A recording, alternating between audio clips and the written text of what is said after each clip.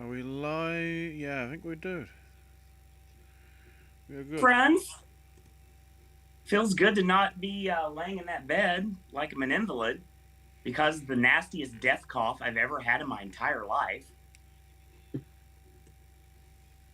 Luckily, we're here. We're a week away from the first televised award show of the season. So, why not do predictions tonight?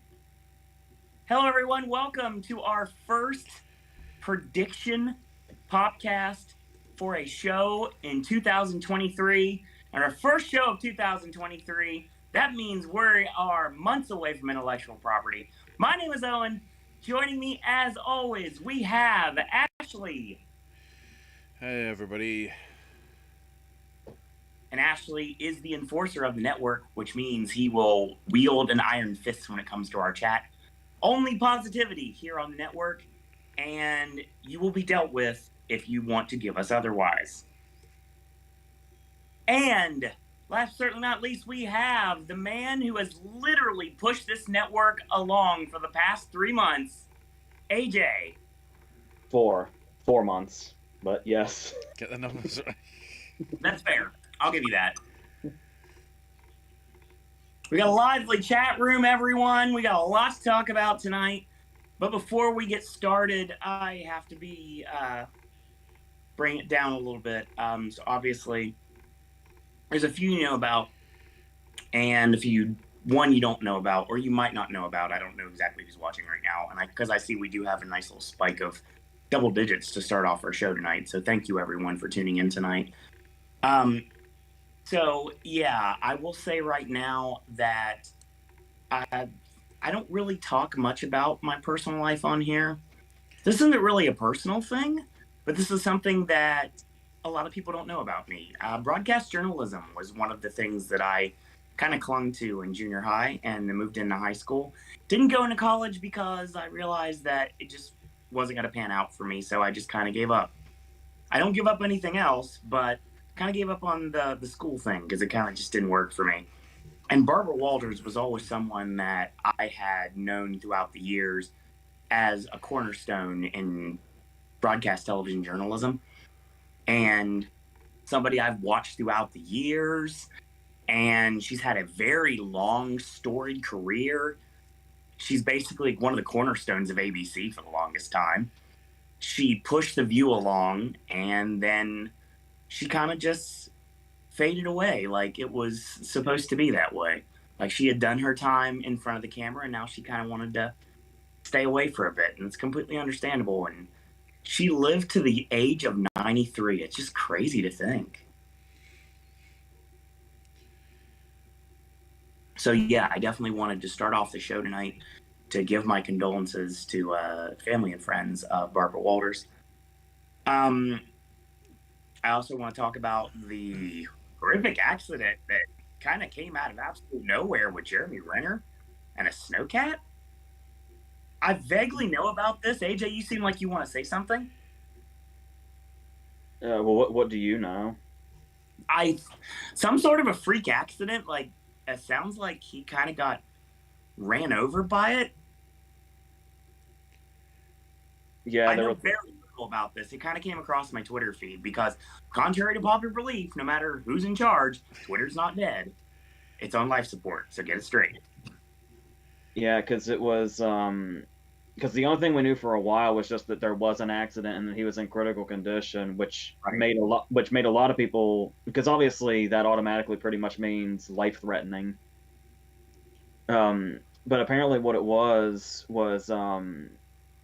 it had run over like his leg and he was bleeding out really bad, and that's what the life threatening part was. But apparently his neighbor or something was a doctor that had a tourniquet in time.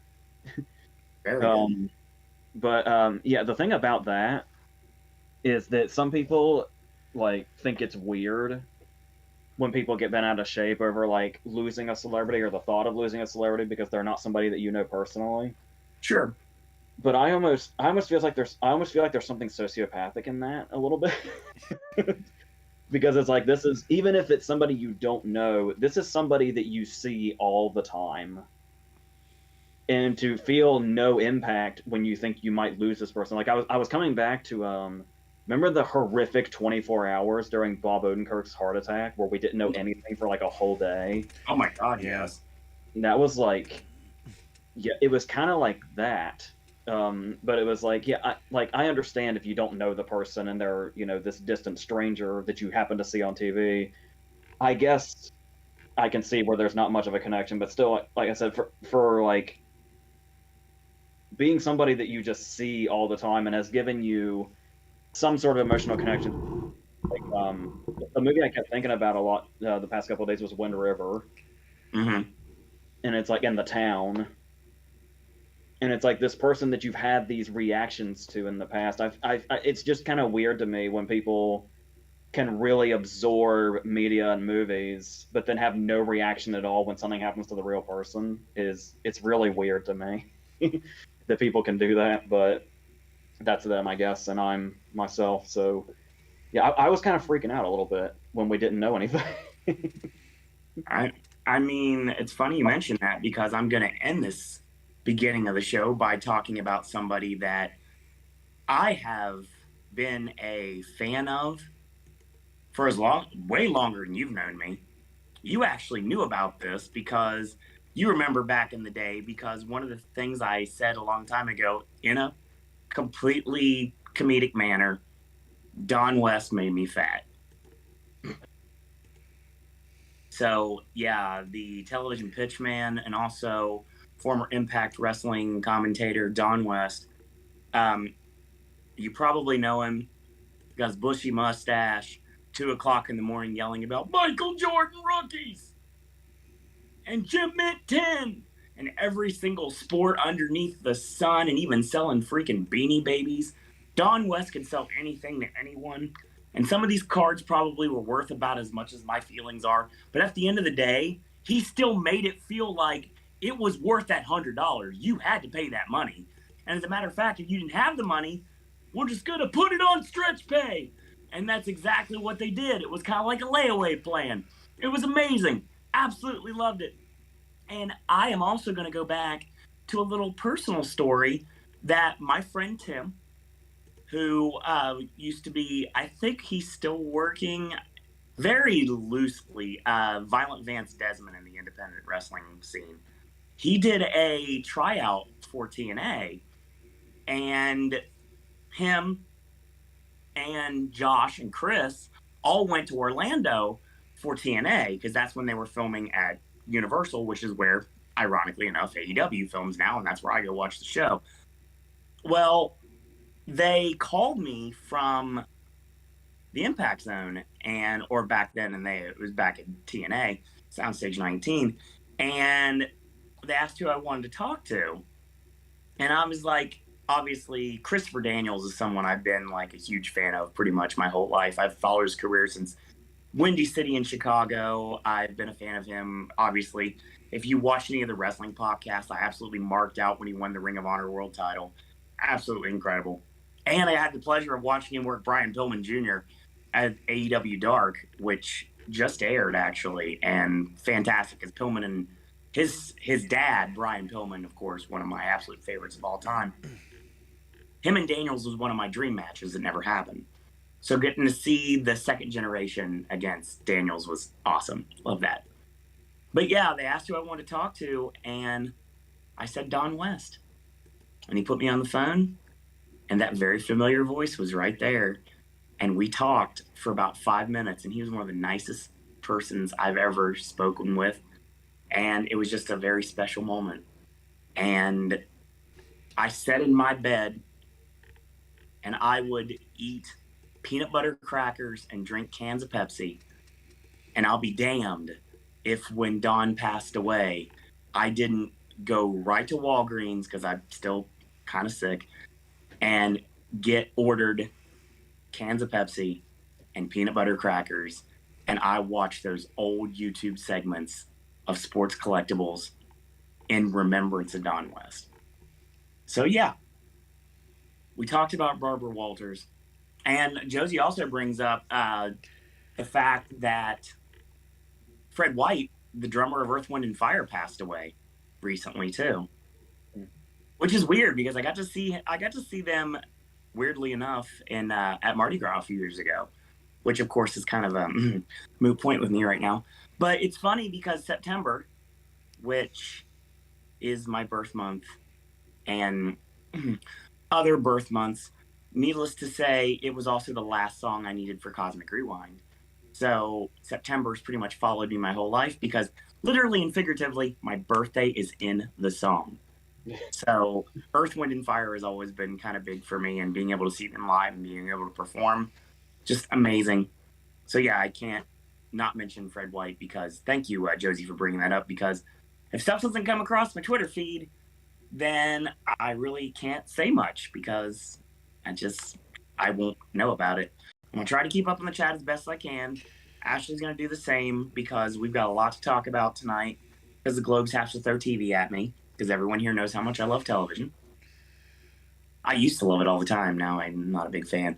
But yeah, I had to at least end this beginning segment and talk about Don West. So just a personal thing for me. So I might as well throw out as well, partly in the chat, Pope Benedict the 16th passed away. Also mentioned by Josie. Pele died. And then the crazy incident last night with the Buffalo Bills player, Hamlin, sort of fainting right on the pitch and needing like CPR for sort of 8-9 minutes. I think he's still in a critical condition, so... I don't follow sports, but the only thing I can say about it is I believe Chris Jericho donated $5,000 to him. Yeah, that foundation thing that was supposed to be a toy drive thing for Christmas that originally had a $2,500 goal, and I think was at about 80 before the incident happened. It now currently stands, I think, at $4.5 million. Good Lord. I don't follow sports either, but that sounds terrifying.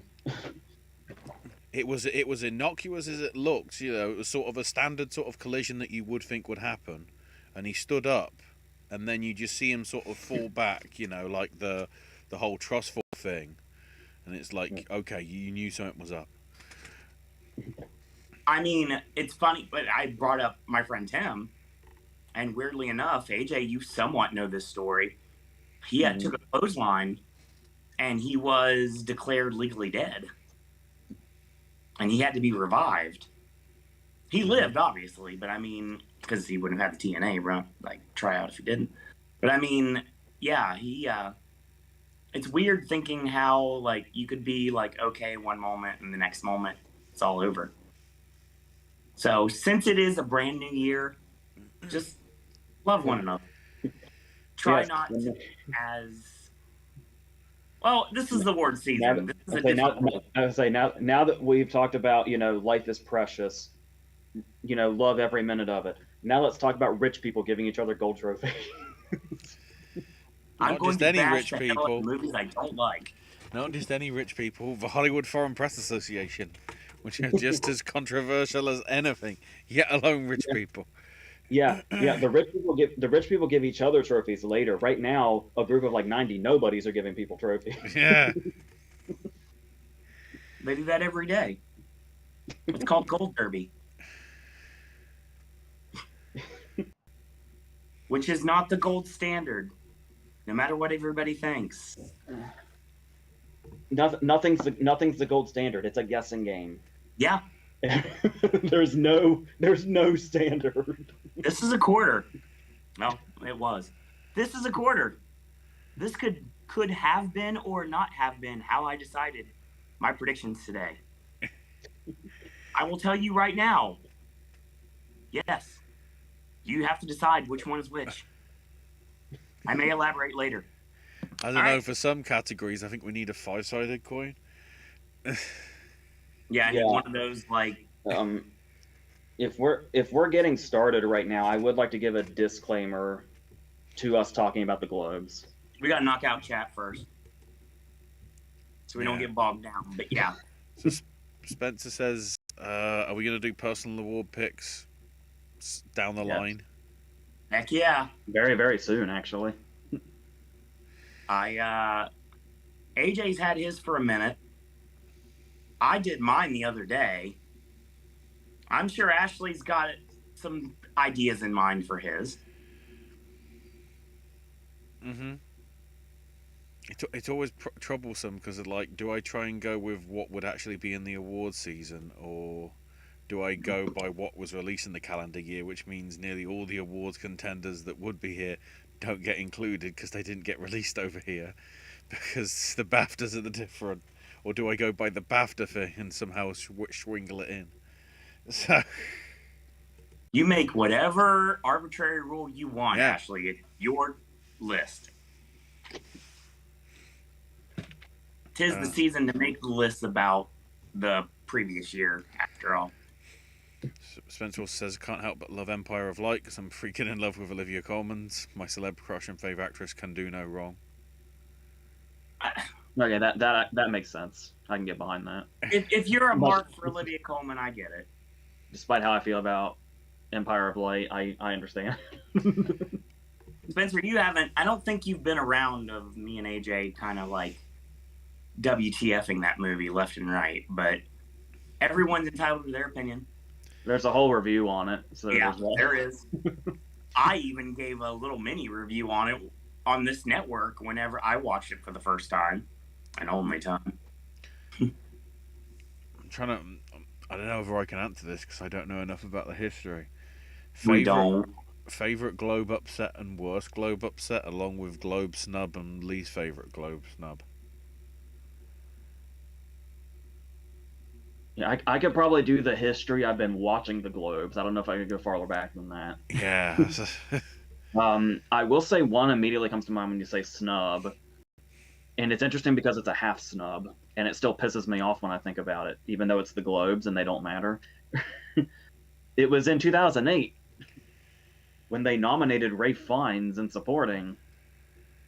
But it wasn't for In Bruges. It was for The Duchess. Oh. Yep. I think, and yes, Schindler's List does exist, but I do think In Bruges is my favorite Fiennes performance. The close second would be Grand Budapest Hotel, and they nominated him for The Duchess instead. I will never. And the fact that Bruges did so well in the other categories, it's so weird. I hate that. Did they snub Etchka to take a shot? No, because there's no documentary category at the Globes. Right. Yet. As far as like favorite inclusion, that same year, they nominated Fiennes for The Duchess. Another person in his category was Tom Cruise for Tropic Thunder. I love that nomination. Yeah, totally. We'll get there. Josephine says, "Hey team, watch my 4K of RoboCop this morning. Almost done reading A Week in Winter by Maeve Binchy. Very good book. I like her as an author. I know McDonough's more so to the type to write original screenplays, but if he was going to adapt anything besides one of his own plays, what would it be, or what would you like to see him adapt?" That's really hard to, I mean, I guess you could say the same thing about Tarantino doing Jackie Brown, but it's hard to imagine that because McDonough's such his own language. I've got an answer to this, and it came to my mind immediately. I want to see Martin McDonagh do Snatch.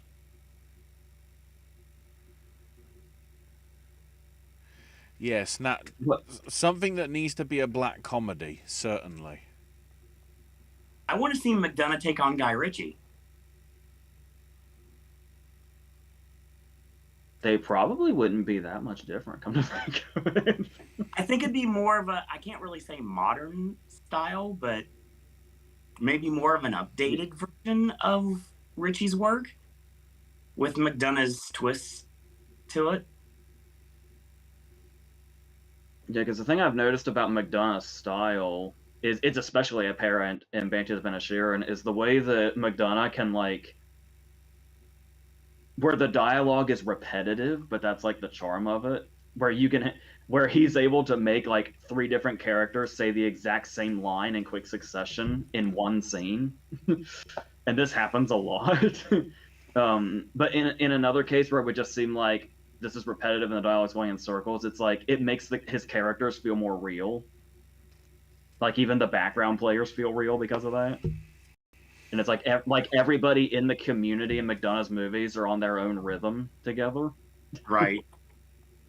That's I feel like that'd be really hard to put like shape something else through that's not his, but yeah, because I would assume that question would mean like a literary work of him adapting, which I don't know. Well, coming from who asked the question, I think that does make some sense. From the library today, Josephine rented Satoshi Kon's Millennium Actress, Buck and the Preacher, and Prehysteria. I've been thinking of the possibility lately of Banshees winning either screenplay or supporting actress, with lead actor in a comedy going to Daniel Craig for Glass Onion. Could Fabelmans go home empty-handed here, similar to how Irishman and Mank did? I wouldn't have thought. We'll get into predictions. We'll get there. Yeah. Much as I really hate to say it, we'll get to that.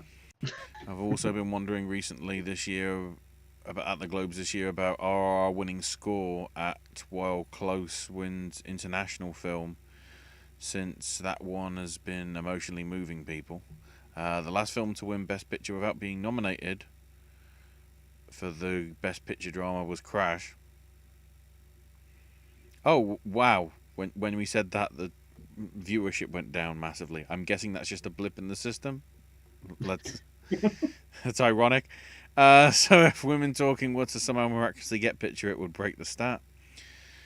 Bryce says, I was really getting interested in Sidney Lumet's Failsafe. I'm 40 minutes in and I've had to pause to be here. Thank you, Brian. Priorities, we appreciate that. Josephine's Nevada trip was amazing. Glad to be back home, though. Work tomorrow at the library.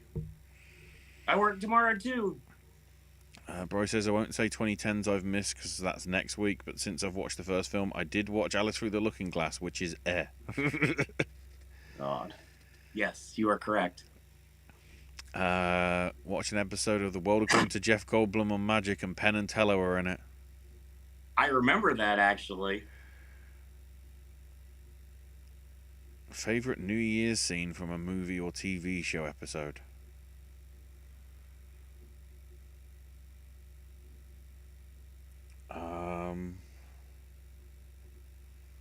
Trying to think. It certainly isn't New Year's Day or New Year's Eve or whatever the hell Wasn't there a Hitchcock movie that had a climax during New Year's? I want to say it was The Man Who Knew Too Much. I could be wrong though. I'm gonna go with 200 Cigarettes. Come on, it's me. I wish I liked that movie. I really did. I know. I know I'm not in the. I can't say I'm in the minority. I think I'm probably in the more of the middle ground when it comes to that movie. I'm trying to think, whether it was Hitchhiker's Guide or The Simpsons or something, where they did New Year's Eve and marked it every 5 minutes. I'm trying to think what that was.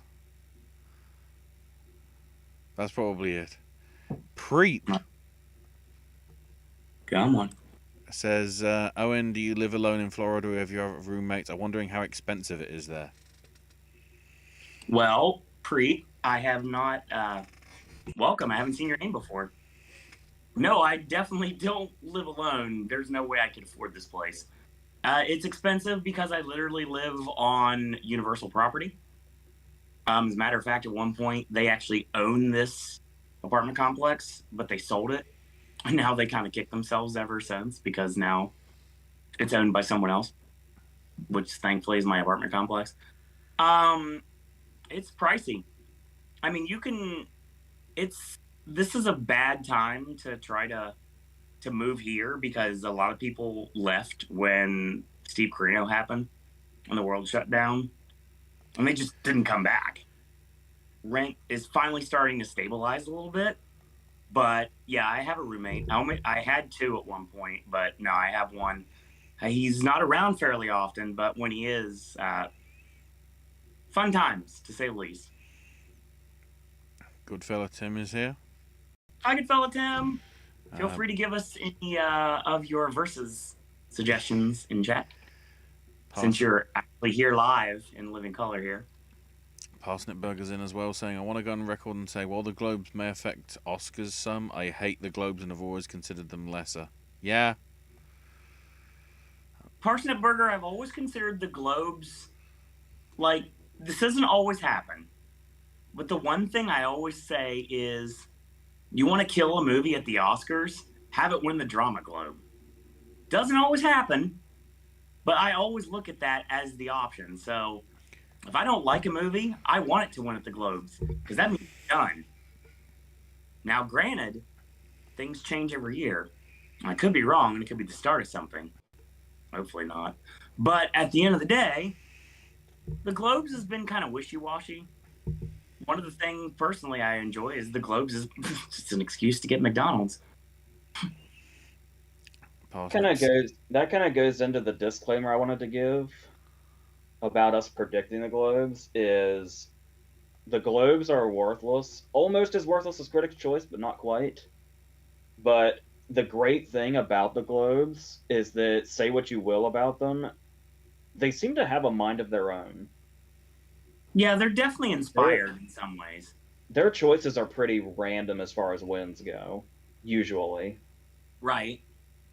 So, and it's usually like big contenders and front runners, and can end up losing at times.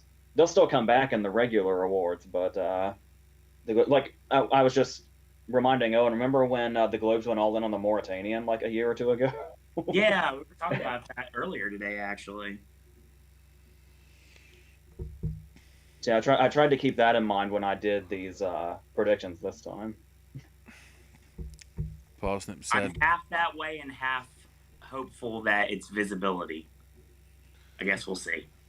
Parsnip also said, Barbara Waters, I need to watch The View after this because they did pay their respects to her.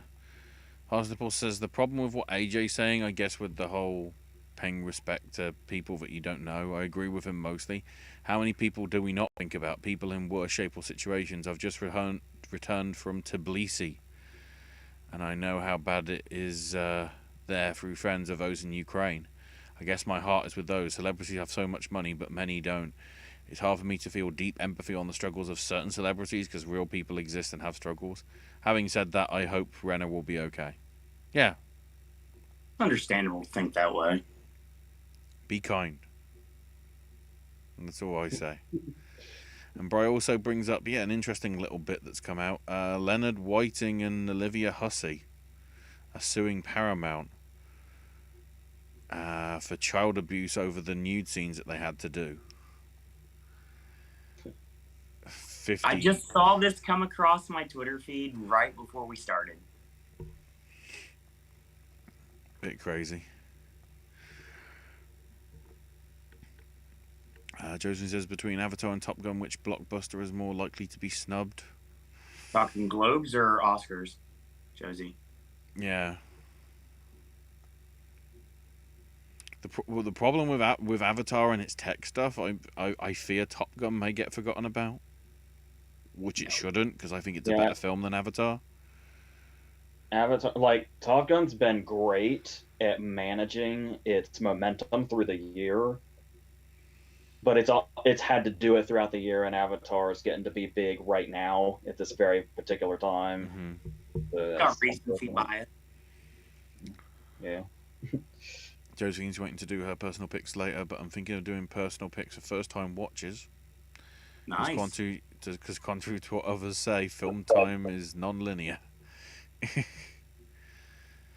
Also said, am I the only one praising the production design of the menu? Not at all. No, that's... The movie looks great. That was pretty solid. Mr. Top Hat is in, saying, I saw Banshees the other day and I got to hand it to him. They really had their finger on the pulse with that one. God dang it. If you keep doing jokes like that, I'm going to have to do the same thing that happens in that film. Stop fiddling around and stop talking in chat.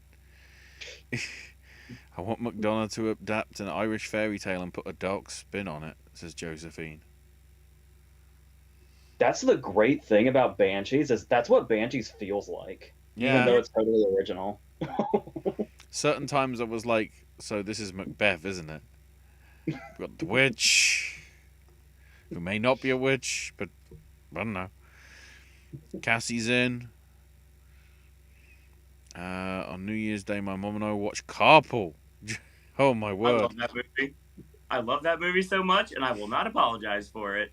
When they drive through the mall, oh my god! With "I Want to Be Sedated" playing in the background, oh man, I love Carpool. The only reason I remember it is Arnold. it was the double bill with Muppet Treasure Island, the one that I actually cared about. So I vaguely remember Carpool.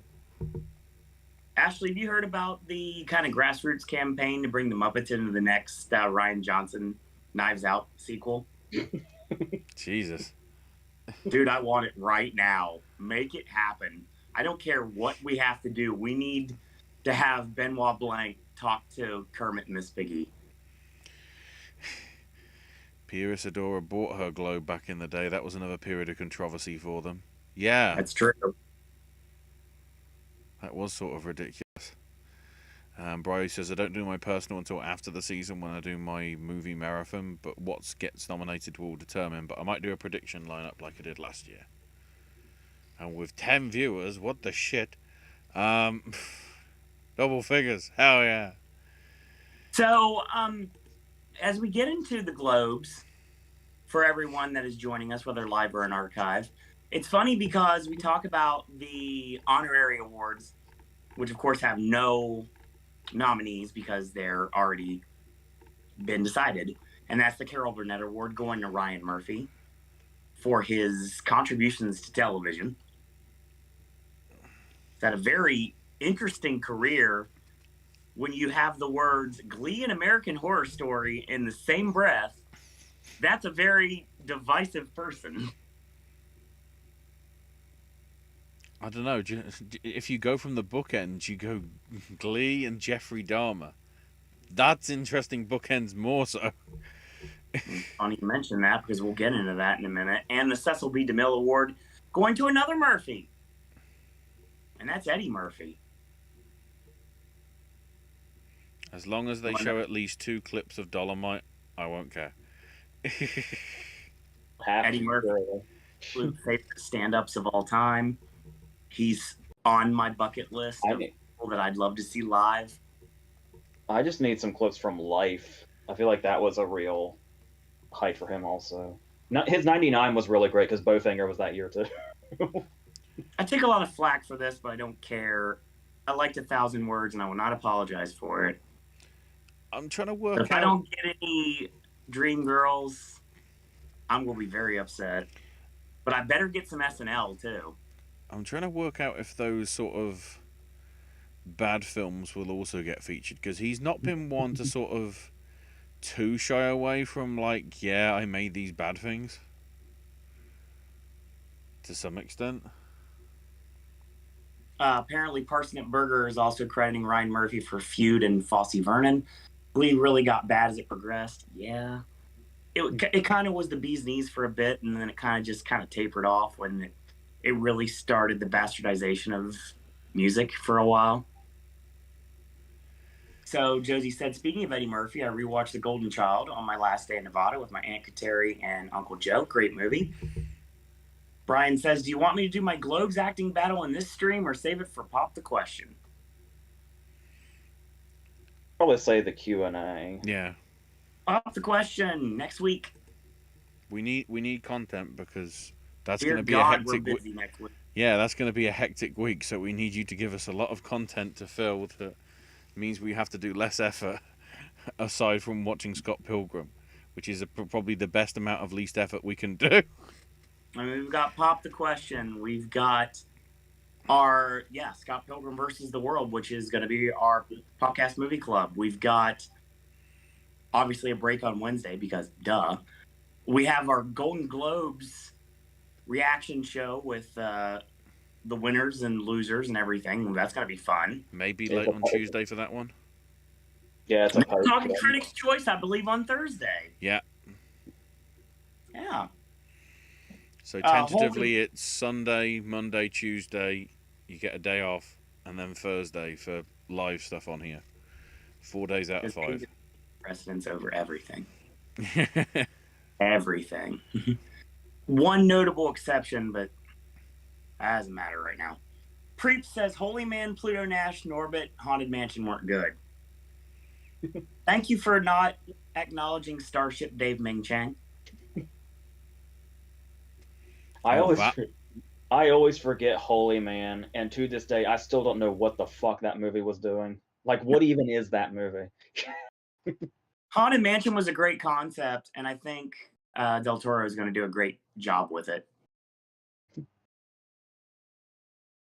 Josie says, although the Golden Child is referred to as a boy throughout the film, J.L. Reet, who played the kid, is actually a girl. And George Miller was Eddie Murphy's first choice for directing Golden Child. He turned it down because Murphy kept him waiting at a meeting for 4 hours. Jeez.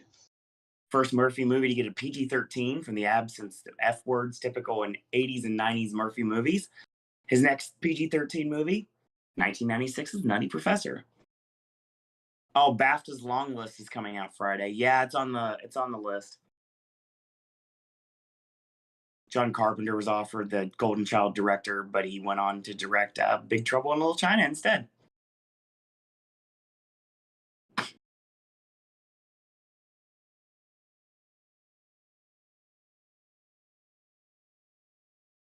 Ashley is gone. Diane Sharp, welcome back, says, please make AJ review video comments even if you have to bribe him. Yes, that's actually a very good idea, Owen. Please bribe me to do that, and I will. We just had this conversation about my rent and where I live.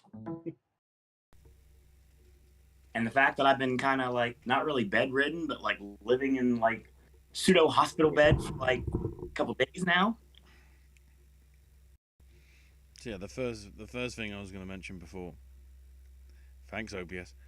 We now have 27 categories. They've bulked out television a bit, I would say, to some extent. So rather than making it less of a bloodbath in supporting, they're actually acknowledging supporting for television, musical comedies and dramas separate now to the anthology series or the limited series or the one-off TV movies. Is this also the first time they've acknowledged anthology series being a separate thing, or did they do that last year? They always considered that limited series because it sort of is the same. I think they've had to put anthology series in because of Mike White's insistence that it isn't a series 2 of White Lotus. It's its own separate thing. Yeah. So, real quick, Golden Child, Eddie Murphy's first fantasy film. And Josie also chimes in with 3 different malls in Vancouver, Canada.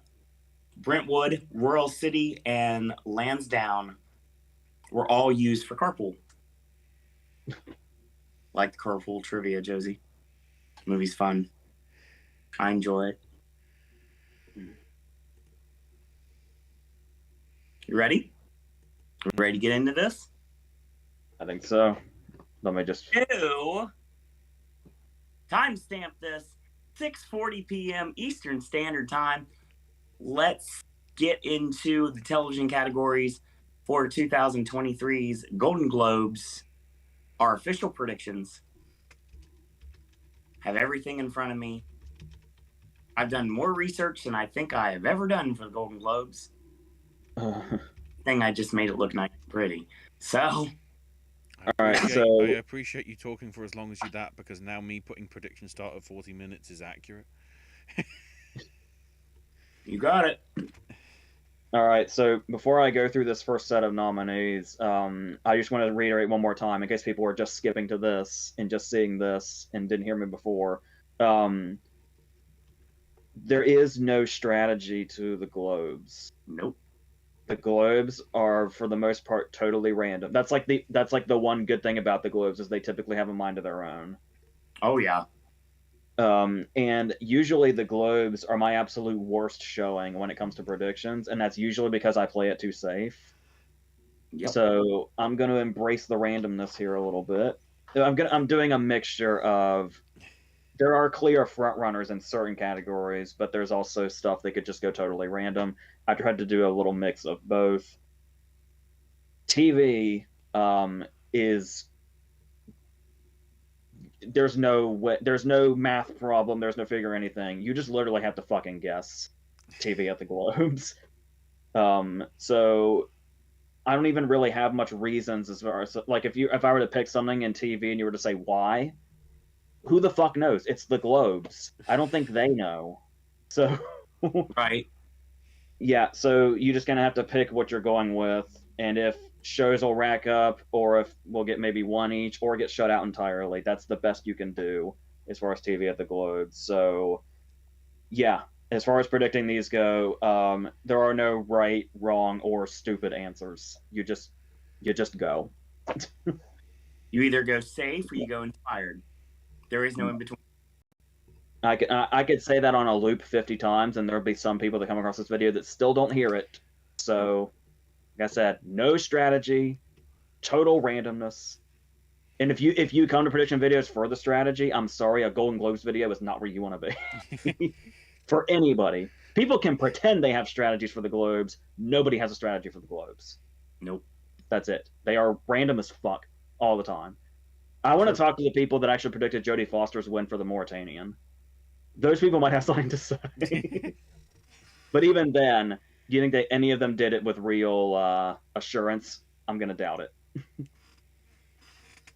So I assume, like normal, we're going to start bottom to top, which means we're starting with supporting actress in a limited or anthology series or a TV movie. But it looks like The White Lotus is the anthology series. Everything else is a miniseries. So was Under the Banner of Heaven miniseries? That's the order I have. yeah. Come to think of it, are there any TV movies at all in the TV categories at the Globes? I don't think there are. I'll have to check. I think The White Lotus is the anthology series. Everything else is a miniseries. And then there's the dramatic and comedic series. Hold on. We don't have to research. It doesn't matter that much. No, we've got more chat messages before we kick into the show. Miniseries. Oh God.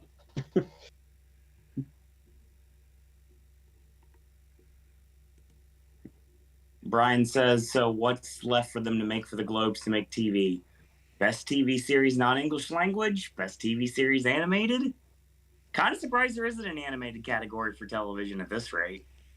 I mean, basically, if that's the case, they're just going to do what... Because Critics' Choice added non-English and animated last year. Well, animated's been around for a while. But certainly for non-English, they added that last year. Yeah, the ones that they fast forward through on their broadcast, so you wonder why they even add it. Mm-hmm. Diane brings up, do you mean Mike White, the guy from Chuck and Buck, who was on The Amazing Race with his dad? Yep, that exact Mike White. Good Lord. Josie loves Rhea Perlman's scene in Carpool. Justice for Better Call Saul. Parsnip Burgers, they know who's paying them the most, probably. Good Lord. Even so, still, we can guess. We don't know how much each one's paying, but we can guess that too if we want to. Ashley, take note of Kevin Davis's comments. I'll do my best, yeah. Parsnip Burger says they stopped making a lot of TV movies. Josie says, I know some people roll their eyes. Hi, Josie. About Cate Blanchett potentially winning her third Oscar, but I wouldn't mind that at all because you guys know I love Tar and Blanchett's performance in said movie. Kevin Davis has given us all his answers, all his predictions, like one by one. So thank you for that. We'll try to get to you when we get the categories. Did you mention Josephine's other comment? I did. I can't say that.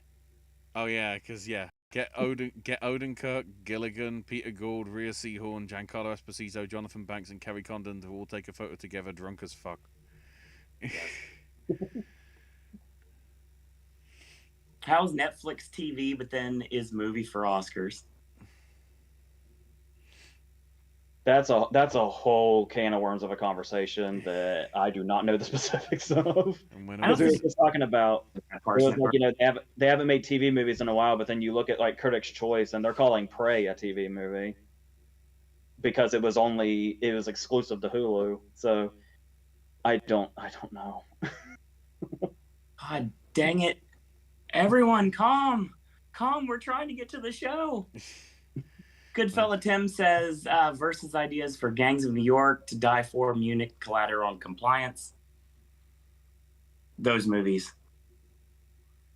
One of those is going to be a future movie club pick. I can say that right now. Yeah, that's true. I would like to do Gangs of New York at some point for sure.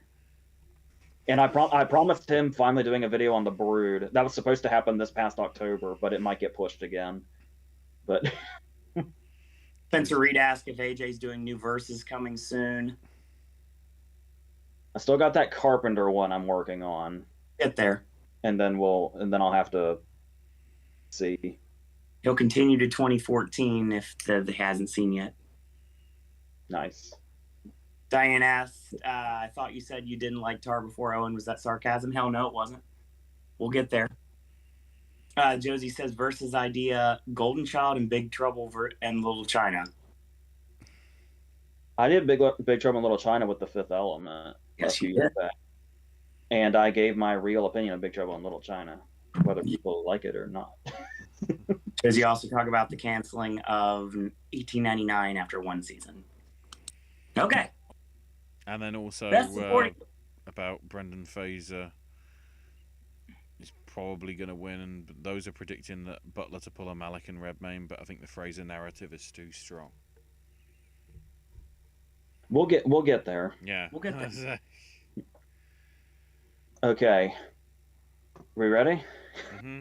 Ashley, have you noted Kevin's comments? Yeah. Okay, cool. Let's go. Right, for supporting actress in a limited or anthology series, because there's no TV movies, we have Jennifer Coolidge for The White Lotus, Claire Danes for Fleischman is in Trouble, Daisy Edgar Jones for Under the Banner of Heaven, Niecy Nash for Dahmer, and Aubrey Plaza for The White Lotus. Based on nothing apart from maybe goodwill from previously and how she can expand on the performance that was already beloved, I'm saying Jennifer Coolidge. Even though I could see The White Lotus like totally conquering this category one way or another. But I don't know, because it's the Globes. It's random. Ashley. Considering how she didn't win last year, and I'm guessing she isn't coming back for a third location, possibly. Unless we get wibbly wobbly timey wimey, I'm also going with Jennifer Coolidge. I'm going to go the opposite route of The White Lotus, and I'm actually going to go with Aubrey Plaza. Yeah. And Kevin mentioned Niecy Nash for Dahmer. Hopefully you're a Reno fan, Kevin. Is that it? Mm-hmm. That's it. Let's go. All right. Supporting actor in the same category, we have F. Murray Abraham for The White Lotus, Donald Gleason for The Patient, Paul Walter Hauser for Blackbird, Richard Jenkins for Dahmer, and Seth Rogen for Pam and Tommy. I almost said Paul Walter Hauser. I could pretty much see any of them. I could honestly see Rogen, but I'm kind of keeping with the White Lotus love and saying F. Murray Abraham. Ashley. I was flipping between the two, and Gleason misses out. I went with Paul Walter Hauser for Blackbird.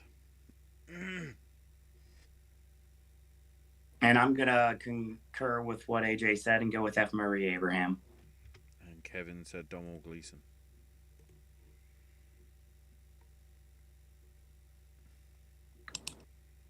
All right. We're going to stay in supporting, I think. And go ahead and do supporting actress in a series.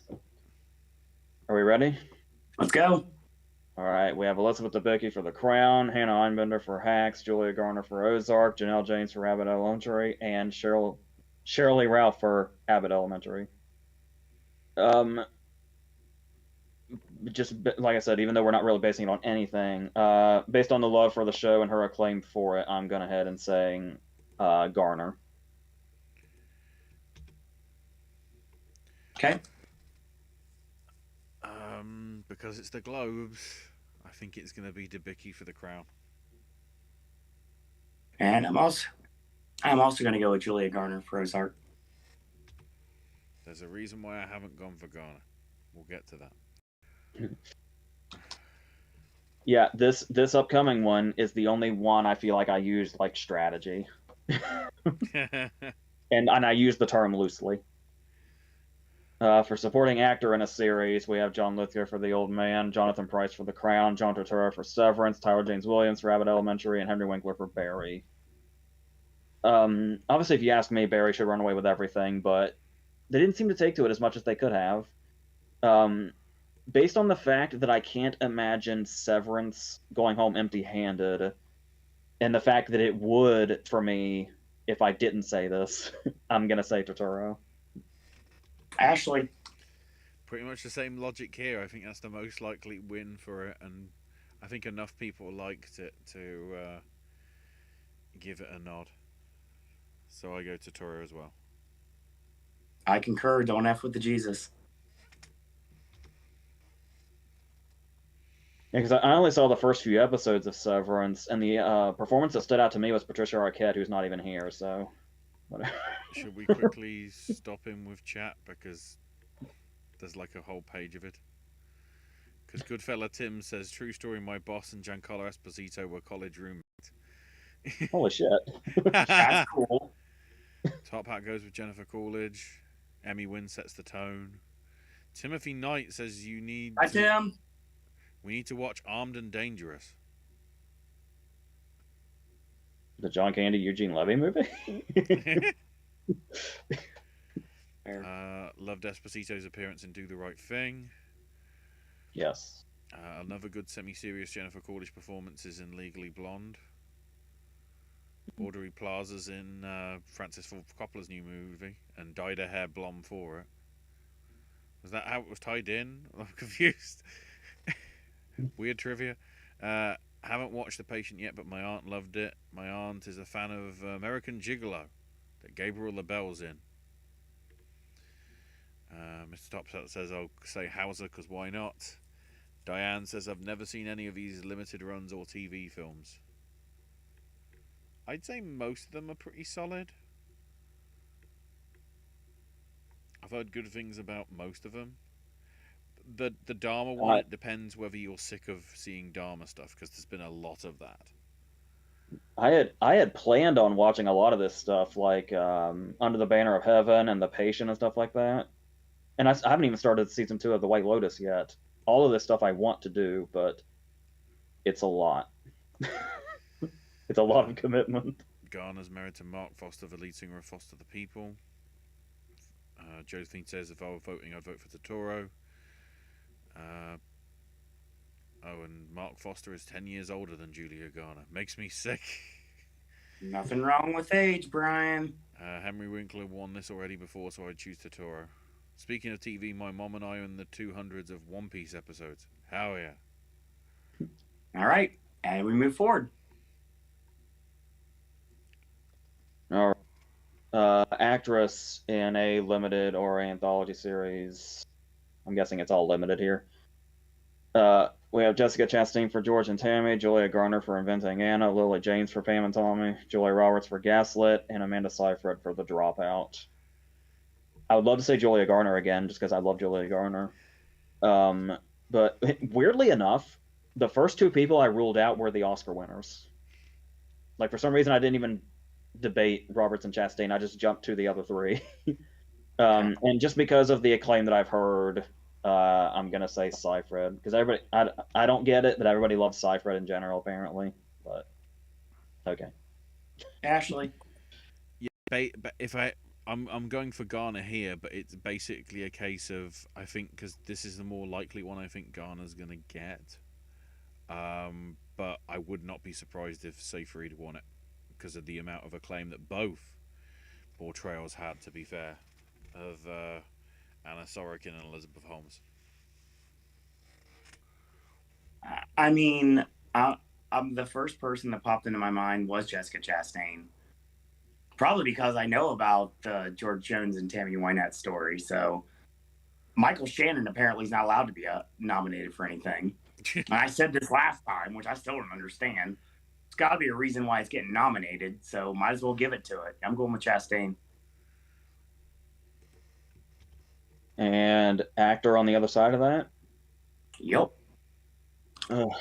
We have Taron Egerton for Blackbird, Colin Firth for The Staircase, Andrew Garfield for Under the Banner of Heaven, Evan Peters for Dahmer, and Sebastian Stan for Pam and Tommy. I almost said pretty much all of them. That's fair. I think Taron Egerton's the only one I didn't really consider, so it's probably him. But I was leaning towards Garfield and Stan for a while, and then I was thinking, okay, it's the Globes, now go random. So I made a very quick left turn, and I landed on Evan Peters. Ashley. It's the Globe. They want to be populist. Evan Peters. Yep. Evan Peters. I mean, if all right, so the order if he doesn't, there'll be death threats to the HFPA. Oh wait, that's a usual thing. So the order I'm looking at here goes through all the acting then series, but I think I want to go ahead and jump up, and we'll go ahead and take out best limited or anthology series. Yeah, makes sense. Where we have Blackbird, Dahmer, The Dropout, Pam and Tommy, and The White Lotus, which I just said The White Lotus. I went with Ashley.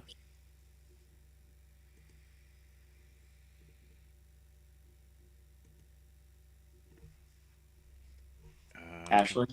I said I went with Dahmer. You said it at the same time. Dahmer.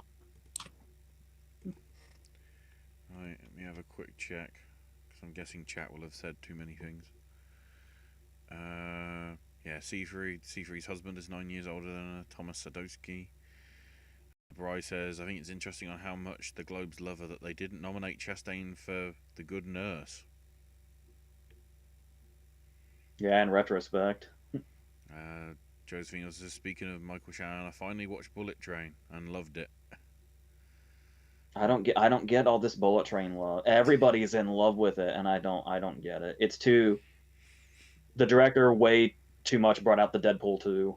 It's way too obvious he's the director of Deadpool 2, and I don't like it. Top Hat says that Peters also has the benefit of recency, and also goes White Lotus for miniseries. Kevin earlier, if I scroll up, did mention, yeah, Dahmer for limited series as well,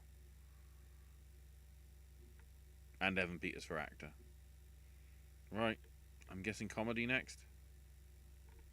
Yep. Actress in a comedy series. This one was a little tough because I was able to narrow it down to 2. We've got Quinta Brunson for Abbott Elementary, Kaylee Cuoco for The Flight Attendant, Selena Gomez for Only Murders in the Building, Jenna Ortega for Wednesday, and Jean Smart for Hacks. That's another thing I still need to do. I haven't watched the second season of Only Murders in the Building yet either. I got it narrowed down to Quinta Brunson and Ortega. And because she's like a real rising star right now in the show, I mean, Abbott Elementary, you could say, is all the rage right now also, but I just feel like the timing is just right that I said Ortega. Though Jean Smart can still never be counted out either. Ashley. I went with Ortega as well. Wednesday gets some momentum to try and officially confirm it for a second season. I think it's time to give Selena Gomez a Golden Globe. Why? She deserves it. I just literally said what I told people not to do. I asked you why.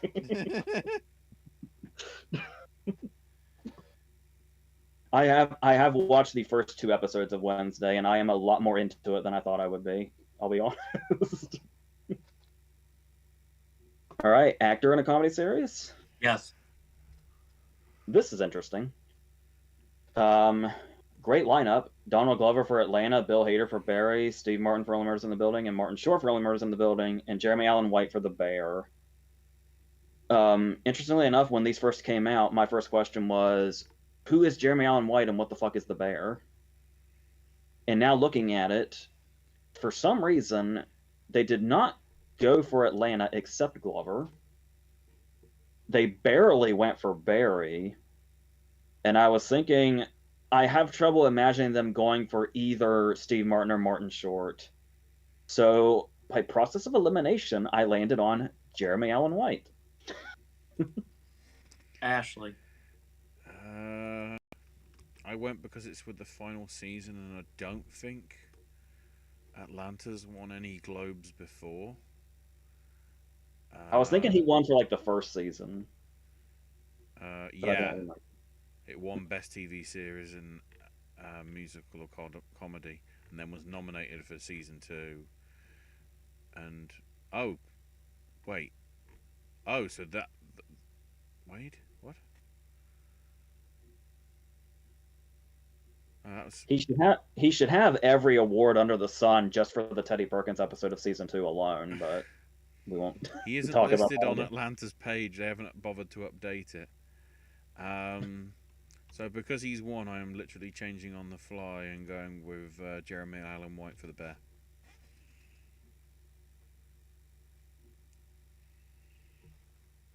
He's let me down many times. I got to go with him one more. Bull Hater for Barry. I would like that. All right, and comedy series? I guess. We have Abbott Elementary, The Bear, Hacks, Only Murders in the Building, and Wednesday. I did not give it anything else, but the Globes would do something random like that, so I said Abbott Elementary. The weird thing is you do that, but I think Abbott Elementary's got the best ensemble cast, so I think this is the most likely where it actually gets something. So yeah, I also went Abbott Elementary. Only Murders in the Building. I can't say anything about the second season of Abbott Elementary, but I have started the first season finally, and it is fantastic. Mm-hmm. So even based on like the first few episodes of the first season, I'm rooting for it. I'm trying to remember if Abbott Elementary was nominated last year at the. I don't believe it was. So this might be for season 1. Rather than let's have a check. Yeah, it's got the Golden Globes nod here is for season 1. Oh, interesting. By the looks of it. All right, we're almost done with TV. Yep, let's get it going. It's our favorite time of year when we're almost done with TV. Are we ready for the drama categories? Let's go. All right, let's see if I fucked up in real time.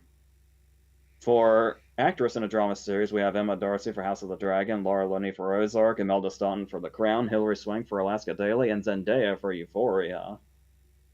So we know that I've made a mistake in the past with the Globes, where I'll say something, and then I'll mark it out, and I'll put something else, and the person that I marked out will win. So I had to stop myself from doing that. I put Zendaya. Then I immediately wanted to cross her out and put Imelda Staunton. But we know how that goes, so I kept Zendaya. There you go. But I'm going to be pissed if it's Imelda Staunton. Ashley.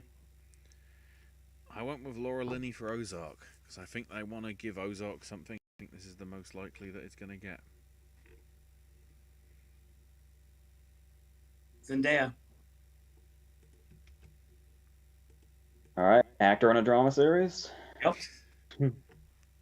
We have just based on the names alone and Adam Scott, it's a very strong category. Jeff Bridges for The Old Man, Kevin Costner for Yellowstone, Diego Luna for Andor, Bob Odenkirk for Better Call Saul, and Adam Scott for Severance. Is this when we a part of me almost wanted to say Costner? You sick fuck. So let's see if Odenkirk can do this. That's what I'm saying. Ashley. Odenkirk, I don't think because of the way it released, he would be eligible next year in terms of eligibility dates. So, and he hasn't won one despite all the seasons. He hasn't won Best TV Drama. Fucking do it, you cowards. I don't care if you're the Globes. Do it. He's let me down so many times. And I, just like a child touching the hot stove, I've been burned so many times by Bob Odenkirk. I'm such a mark for Mr. Show. Yeah. You know what? One more time. Let's do the damn thing. Bob Odenkirk, Better Call Saul. Yeah, because as we go into drama series, the big question is, which of the Globes' favorite things to do are they gonna do? Are they gonna go for the show that's just starting or the one that's ending? Because they love to do both. So we have Better Call Saul, The Crown, House of the Dragon, Ozark, and Severance. Obviously, the Severance would be a popular choice. Right. But also, Ozark and Better Call Saul are over now, to my understanding. So I said Better Call Saul. Ashley. Same. Same. Kevin did say, that was the other one that I remember, he did say House of the Dragon. Which I could see happen. I can never. It was the Lord of the Rings one everybody hated, right? Because to be honest, I'm starting to get these fantasy shows confused at this point. I don't even know what's what anymore. People were okay with Rings of Power. They liked Wheel of Time better, which was the other Amazon sort of fantasy thing. And then I think it's generally been received well, House of the Dragon. But I think there's some people still burned from what happened in that final season of Game of Thrones. All I know is that it kind of promoted that Danielson Garcia match on Dynamite. So that's all I know about that show.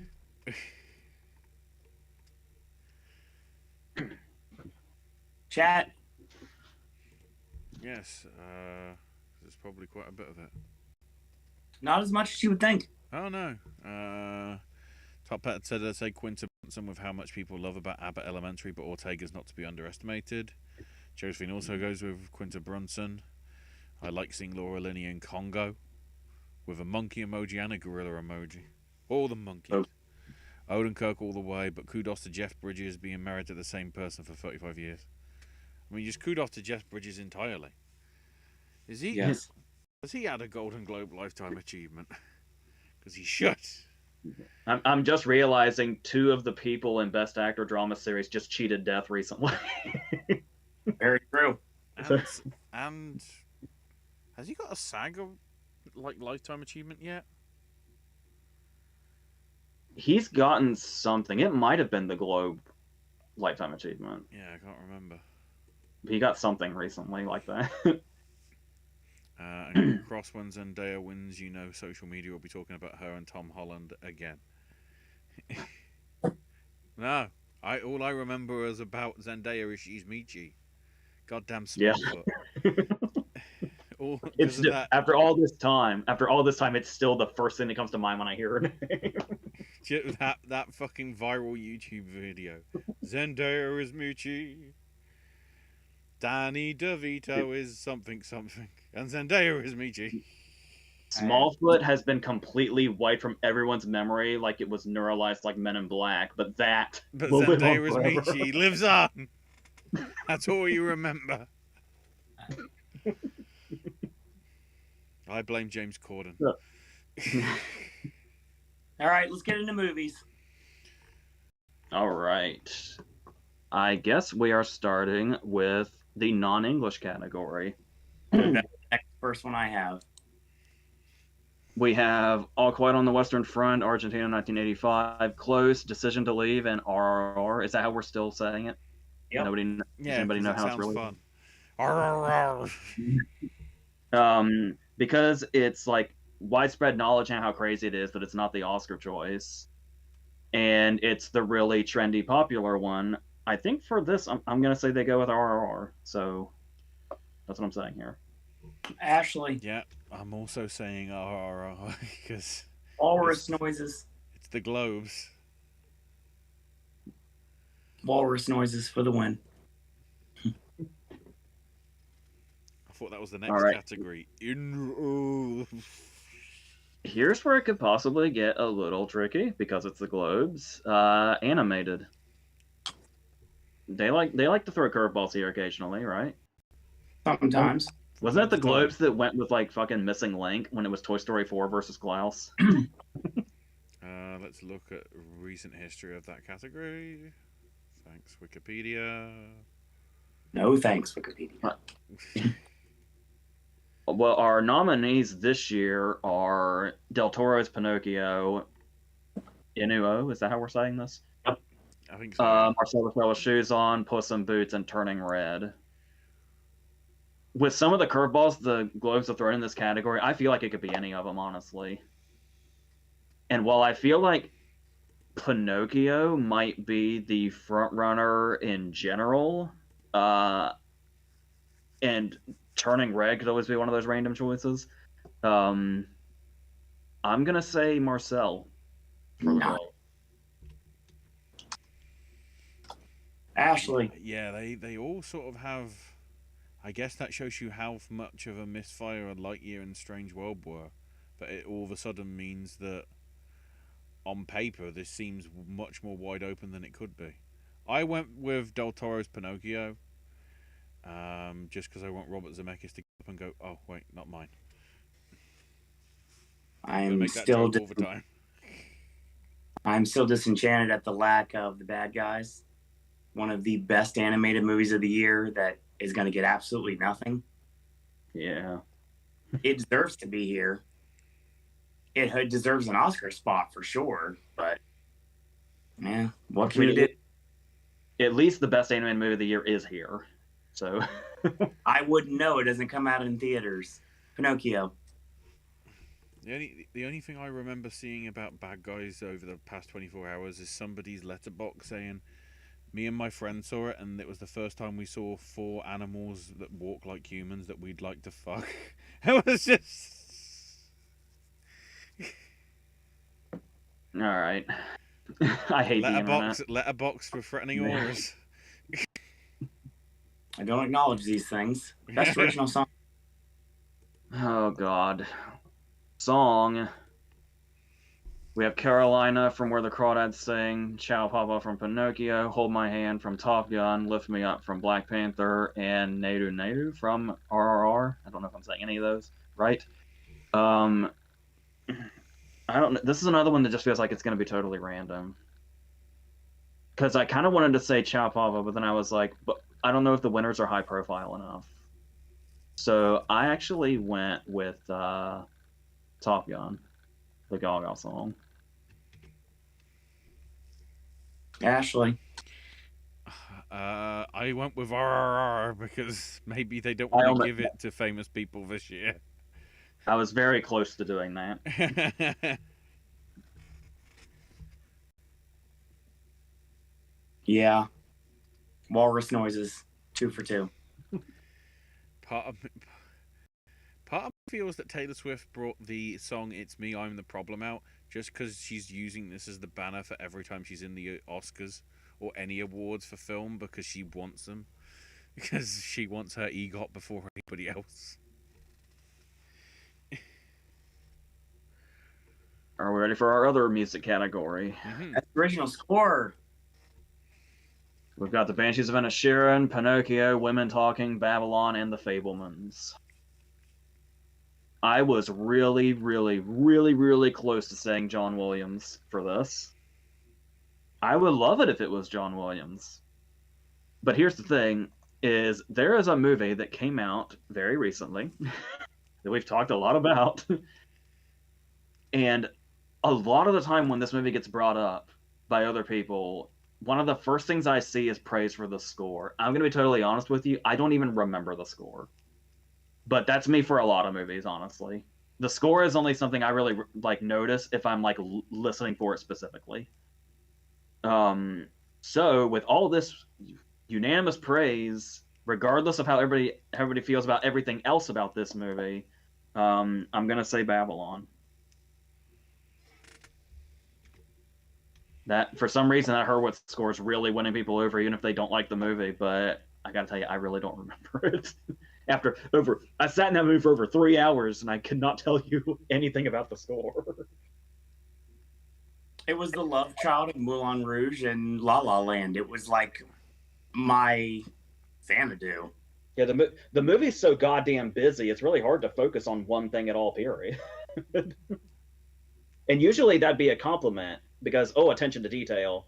But it was just really messy in more ways than one. Ashley. I went boring and just said the old guy for the Fablemans. I wanted to go Burwell here, but given the fact of what I'm doing with Banshees the rest of the run, spoiler alert, and why not? John Williams. I do feel like I remember a little bit of Burwell's score. The thing that I especially love is the fact that McDonough like specifically said no Irish music. And now it's like that's when you think about it, it's like it's not until in retrospect that you hear that and you thought like, oh yeah, if I were to watch this, I probably would expect something that sounds more Irish. But no, it's not that at all. It's that very particular darkness that Burwell has that's amazing that he used so well in his Coen Brothers movies and then forward in his other McDonough movies. So yeah, that'd probably be my personal choice, but the absolute doom and gloom anytime that Brendan Gleeson would show up at the doorstep. Yeah. Or when they would cross paths for like a minute. Yeah. Keep in mind the Globes have been random before because the last Oscar win that Williams got was Schindler's List in '94. The last Globes win was 2006 when he did the score for Memories of a Geisha. Next. All right, we're in the big categories now. Yeah, we are. All right. For screenplay, they gave us Tar, Everything Everywhere All at Once, The Banshees of Inisherin, Women Talking, and The Fablemans. I only considered 2. Same. I wish The Fablemans and Tar were more in contention, it feels like. But I almost wanted to completely go all in on Everything Everywhere All at Once.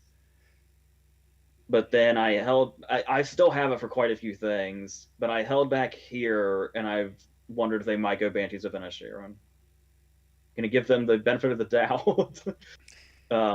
And that's what I said. Ashley. Yeah, I said McDonough as well. Yeah, Martin McDonough. Because I could still say I think Everything Everywhere All at Once would be like the screenplay frontrunner. But like I said, that's not even actually right now, because we're going into the next category, would be a good time to bring this up as well. When we talk about the Globes going random, another thing they have a tendency to do sometimes is give wins to stuff that's not even nominated at the Oscars, like Jodie Foster, Aaron Taylor Johnson, etc.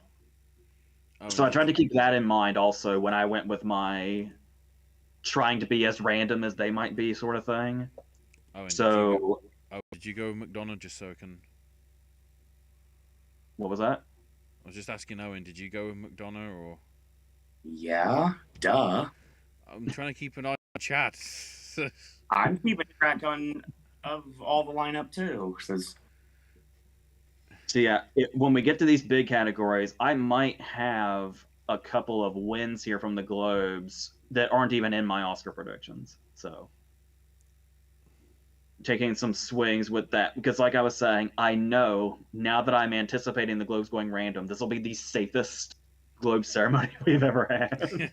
No, it's gonna happen. So, are we ready for supporting actress? Yeah. I was a director next, but okay. I'm going to do director like at close to the end. I'm going to do director before we're going to do supporting, then director. Dang it. Okay. I got to change my order. Hold on.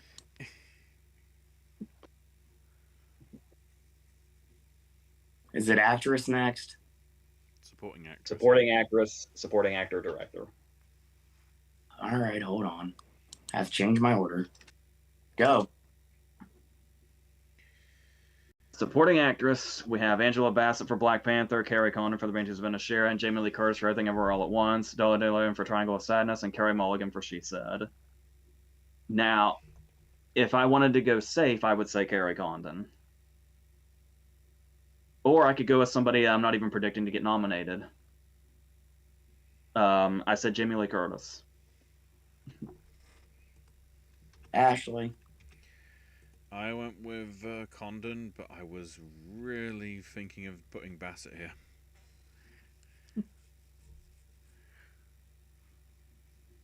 I know the Globes is whose line has it anyway with the points, but this is when it begins, and I feel like it's going to be a juggernaut that's not going to stop.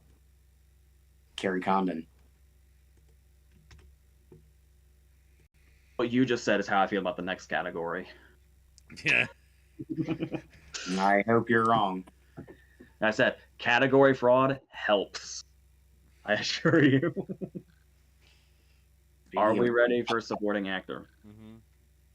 Yep. We have Brendan Gleeson and Barry Keoghan for The Banshees of Inisherin, Brad Pitt for Babylon, Ke Kwan for Everything Everywhere All at Once, and Eddie Redmayne for The Good Nurse. I think we're going to see kind of a steamroll from Ke Kwan. Though Brendan Gleeson should not be counted out, but Ke Kwan's looking real good right about now. Even with the random ass Globes, I feel like we're still going to have our categories that are part of the steamroll. God, I hope you're wrong. He's the most likely. Ashley. He's the most likely to steamroll. I think he's the strongest part of the film. Whether you think it's supporting or leading or whatever, I still think he's sort of the bigger bit that why it works. And hell yeah, I want to see Short Round get a award of Harrison Ford at some point this season. Damn it! Is that what you're going with? Mm-hmm. Screw that movie and everything about it. Brendan Gleeson should take this. And I really hope that everybody is ready for Banshee's run, because that's really what I want to see happen at this point. I personally hope Everything Everywhere All at Once underperforms and Gleeson wins this because he deserves it. But there's a performance that I feel the Globes will go for that may not necessarily go as far, that I've had confidence in since August. And I love your Justin Hurwitz idea. That was fantastic. I wanted to go that direction. I couldn't. But I'm going to go it here. And I'm going to say that this might be the only win. So I'm going to just throw all the chips on the table and say Brad Pitt for Babylon. It's a bold move. It is. But now that I've just said bold move, it's just occurring to me that the only nomination Ozark didn't get was Bateman. Yeah. Crazy to think, isn't it? All right, now we can do director. Okay. Which I'm sure you're not prepared to do, Owen. That's fine. I'm ready. All right. Where the hell is it on here? There we are. For director, we have Cameron for Avatar, the Daniels for Everything Everywhere All at Once, Baz Luhrmann for Elvis, McDonough for Banshees, and Steven Spielberg for The Fabelmans. I really bounced the hell around on this because director has been a very interesting category of the Globes in the past. Yep. If I remember correctly, they went Cameron in 2009, didn't they? Over Bigelow. Yes, they did. They went Scorsese over Hazanavicius in 2011. Yep. They like their big name directors doing their big movies. True. So even though I am not predicting him yet to get an Oscar nomination for director for the Globe win, I went ahead and said they are going to repeat on Cameron. God. I loved watching Owen's emotions fluctuate just now.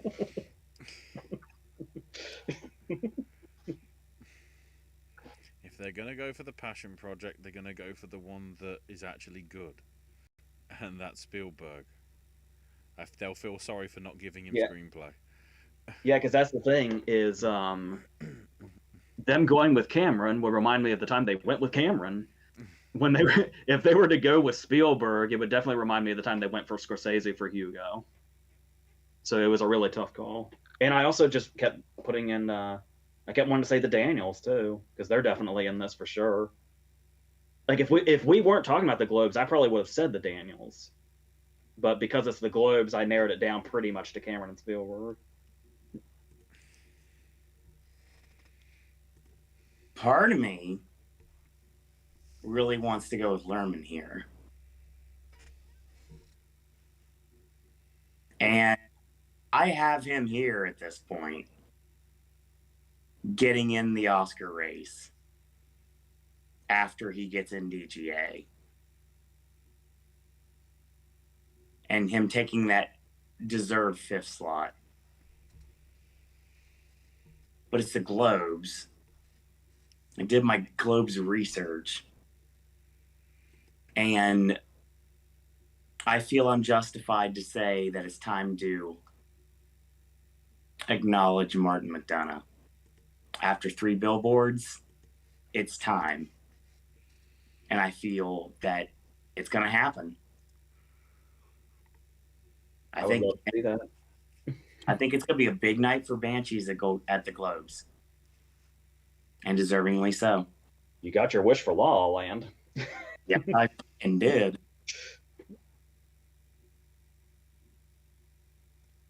All right. Do we have anything before more acting? Actually, chat before it gets too crazy. Top Hat says it's pronounced "rrr." No, so "rrr." I'm just gonna call it walrus noises, Gabriel. I don't care anymore. Pinocchio's my choice. Watch out for Puss in Boots. Momentum is building at rapid speed.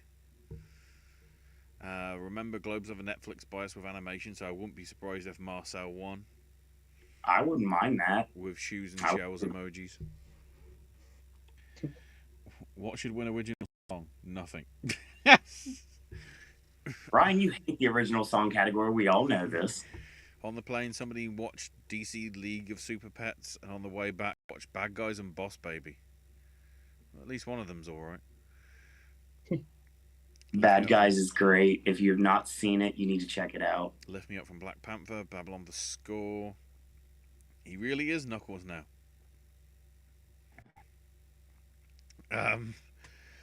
Josephine says, I know I've mentioned this earlier, but as odd as it sounds, I consider Banshees to be a feminist movie because the women are smarter than the men. It's Kerry's story of independence away from the idiots on the island. Would love to see her or Dolly was supporting actress here. No one's ever. Well, don't forget, at the end of the movie, she gets off the island anyway. So, I mean, obviously, she's the smartest of all of them. No one's ever really ready for supporting actress 23. Kerry Condon. Kihi Kwan says Top Hat. Josephine says, I think Kwan will most likely be a sweeper. But I wouldn't cut out Brendan Gleeson for BAFTA. Yeah, maybe. Top Hat going with the Daniels, but I'm not all in for them to get the Oscar. Josie says I'm going Daniels too, and Owen, I'm also with you on McDonagh. He could win director, and I wouldn't mind either. Love Banshees. All right, let's do an easy one. Well, for some people it'll be easy with gritted teeth. Kind of. Actually, I don't want to jump the gun, but I feel like the next 2 are pretty easy. If I'm not being too bold here. I hope you're wrong on one, but even though my predictions state the obvious. Let's get Best Actress, Musical, or Comedy out of the way.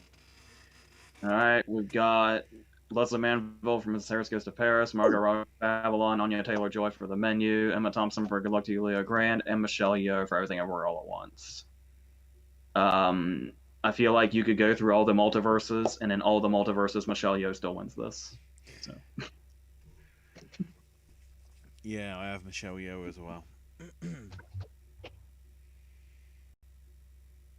In a nice and just world, we would get Leslie Manville would do more in this race. And Emma Thompson. And honestly, for sake of argument, Anya Taylor Joy. Eh. And I love Margot Robbie, and I don't really care. But yeah, whatever. Everything overrated. Anya ruined her stuff by saying, "I just order takeaways because I can't afford to spend time cooking." She just wanted. So you're literally your character then from the menu, just as despicable, but not a hooker. Spoiler alert. No, I was talking about Princess Peach. She's doing research by playing video games. What the shit? Is this like the anti-Daniel Day-Lewis? Speaking of video games, I got that trailer when I watched the 3D video game movie. Why does Chris Pratt sound like Chris Pratt and not Mario?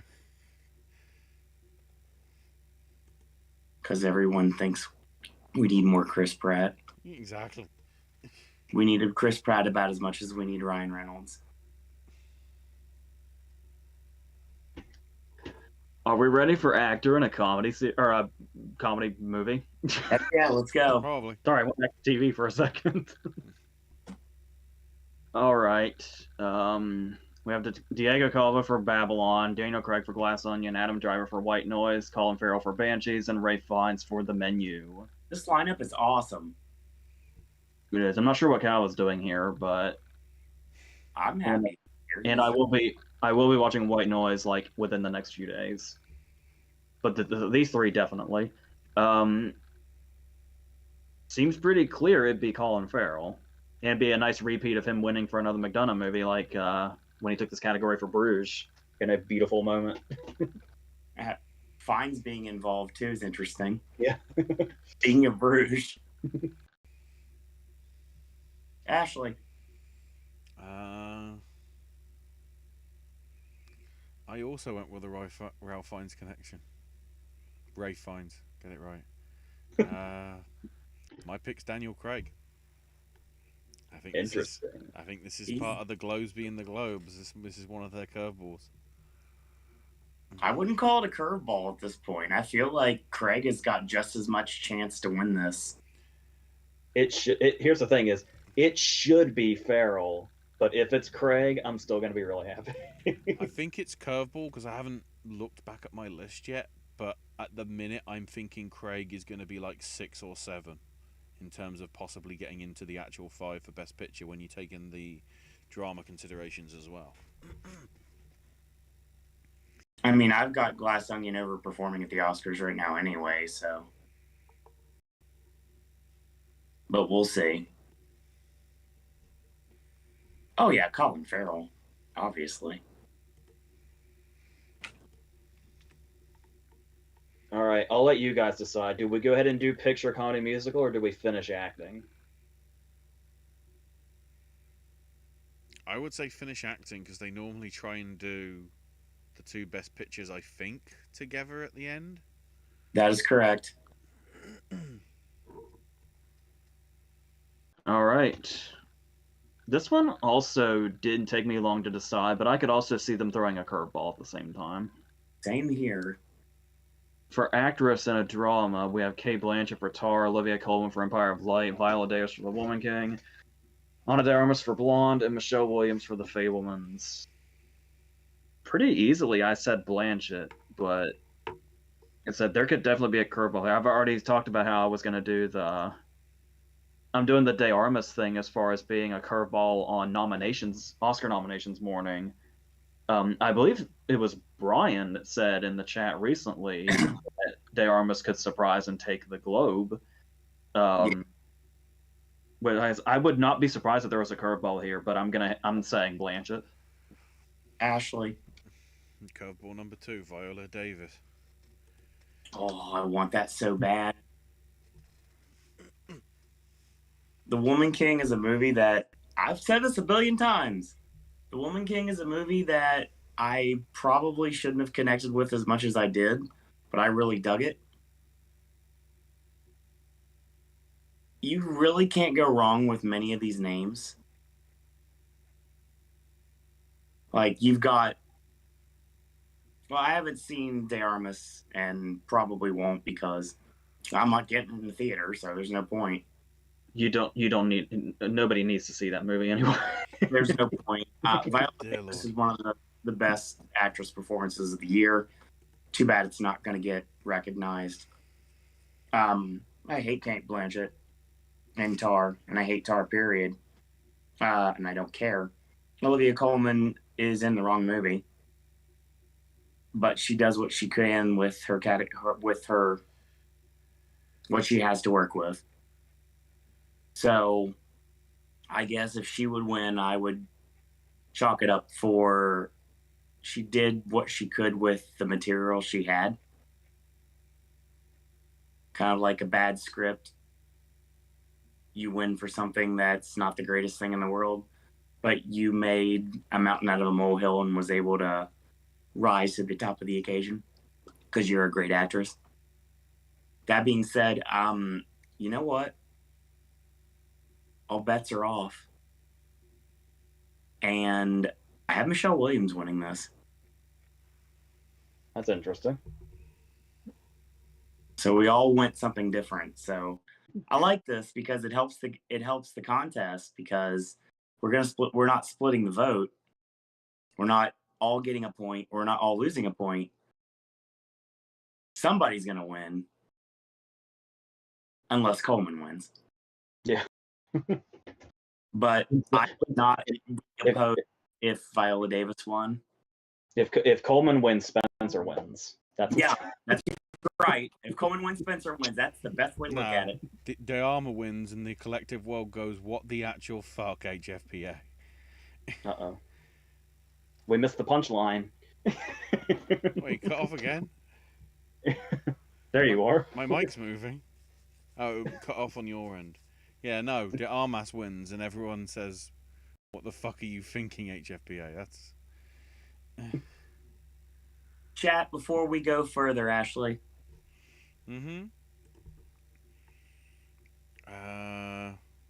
Top Hat says, "Yo, it's yo. Will Robbie win next year for actress in comedy musical for Barbie? Depends on the film. I think so. From the way the trailer looks, it's certainly got the right look and hopefully style. If it's done satirically, but also with respect, like I know Gerwig and Baumbach can do as scriptwriters, it's in with a shout." Josephine says, "Please tell me that Greta went to Aqua, because we need a new version of Barbie Girl." Josephine says, "I wouldn't count out Craig. Farrell's the obvious choice, but Globes being as silly as it is, Craig needs to be watched. Craig could even get in at SAG for if the film's beloved enough, and obviously it will be seen by them." Top Hat on the actress front says Kate's a front runner, but none of the others seem to have any buzz. Wouldn't be surprised if Michelle Williams won here. Actually, yeah, I'm worried if it is De Armas, especially the director Andrew Dominic is getting a lot of hate, especially with his ego.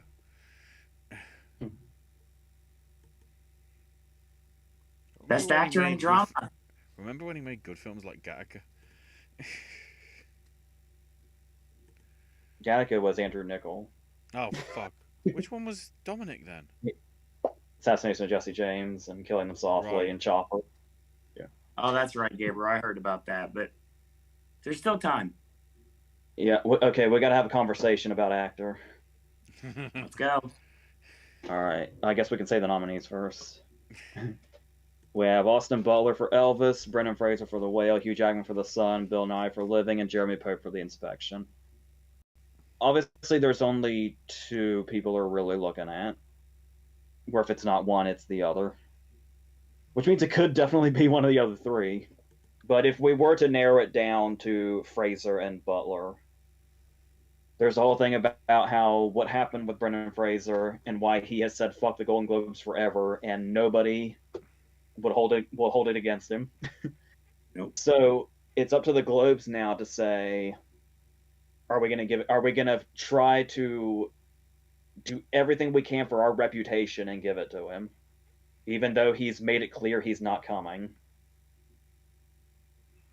But this is the same organization where they said, hey, why don't you, mix up your voting body a little bit? And they said, fuck you. We're sitting right here. You can take us off TV. We're not changing. Now, eventually they buckled. But still, this is the organization that did that. And this is also the organization where they told them the whole reason this whole thing went down was you guys visibly exclude black people a lot.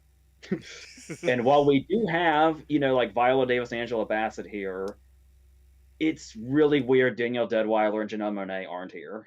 It's ridiculous. Like normally it'd just be like, oh, there was so much competition.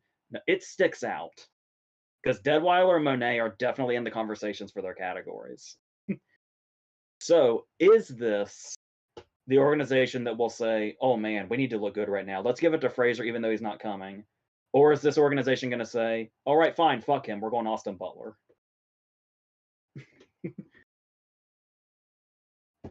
I'm saying Austin Butler. Ashley.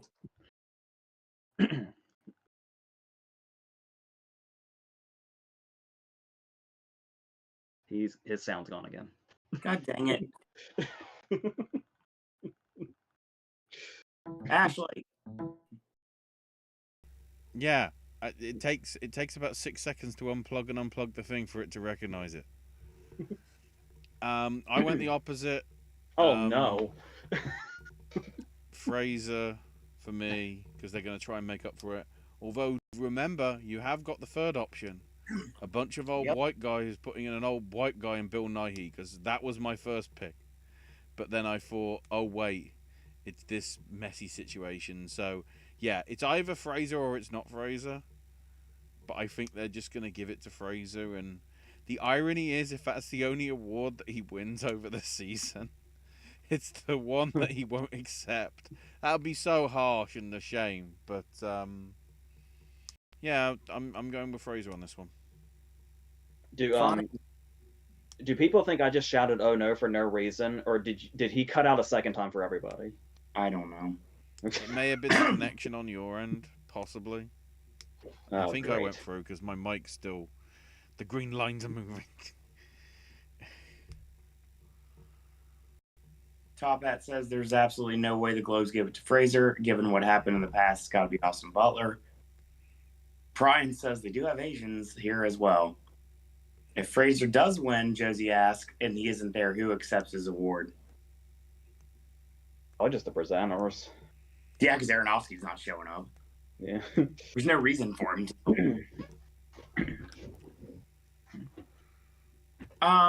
Okay. It's interesting because we've been like hearing all the things about Hugh Jackman for the longest time. And the reviews of The Sun came out, and it's like, he's out of here. Well, he's starting to keep popping up here and there. So he's still here. And I think Jeremy Pope is probably the only one that's not in this.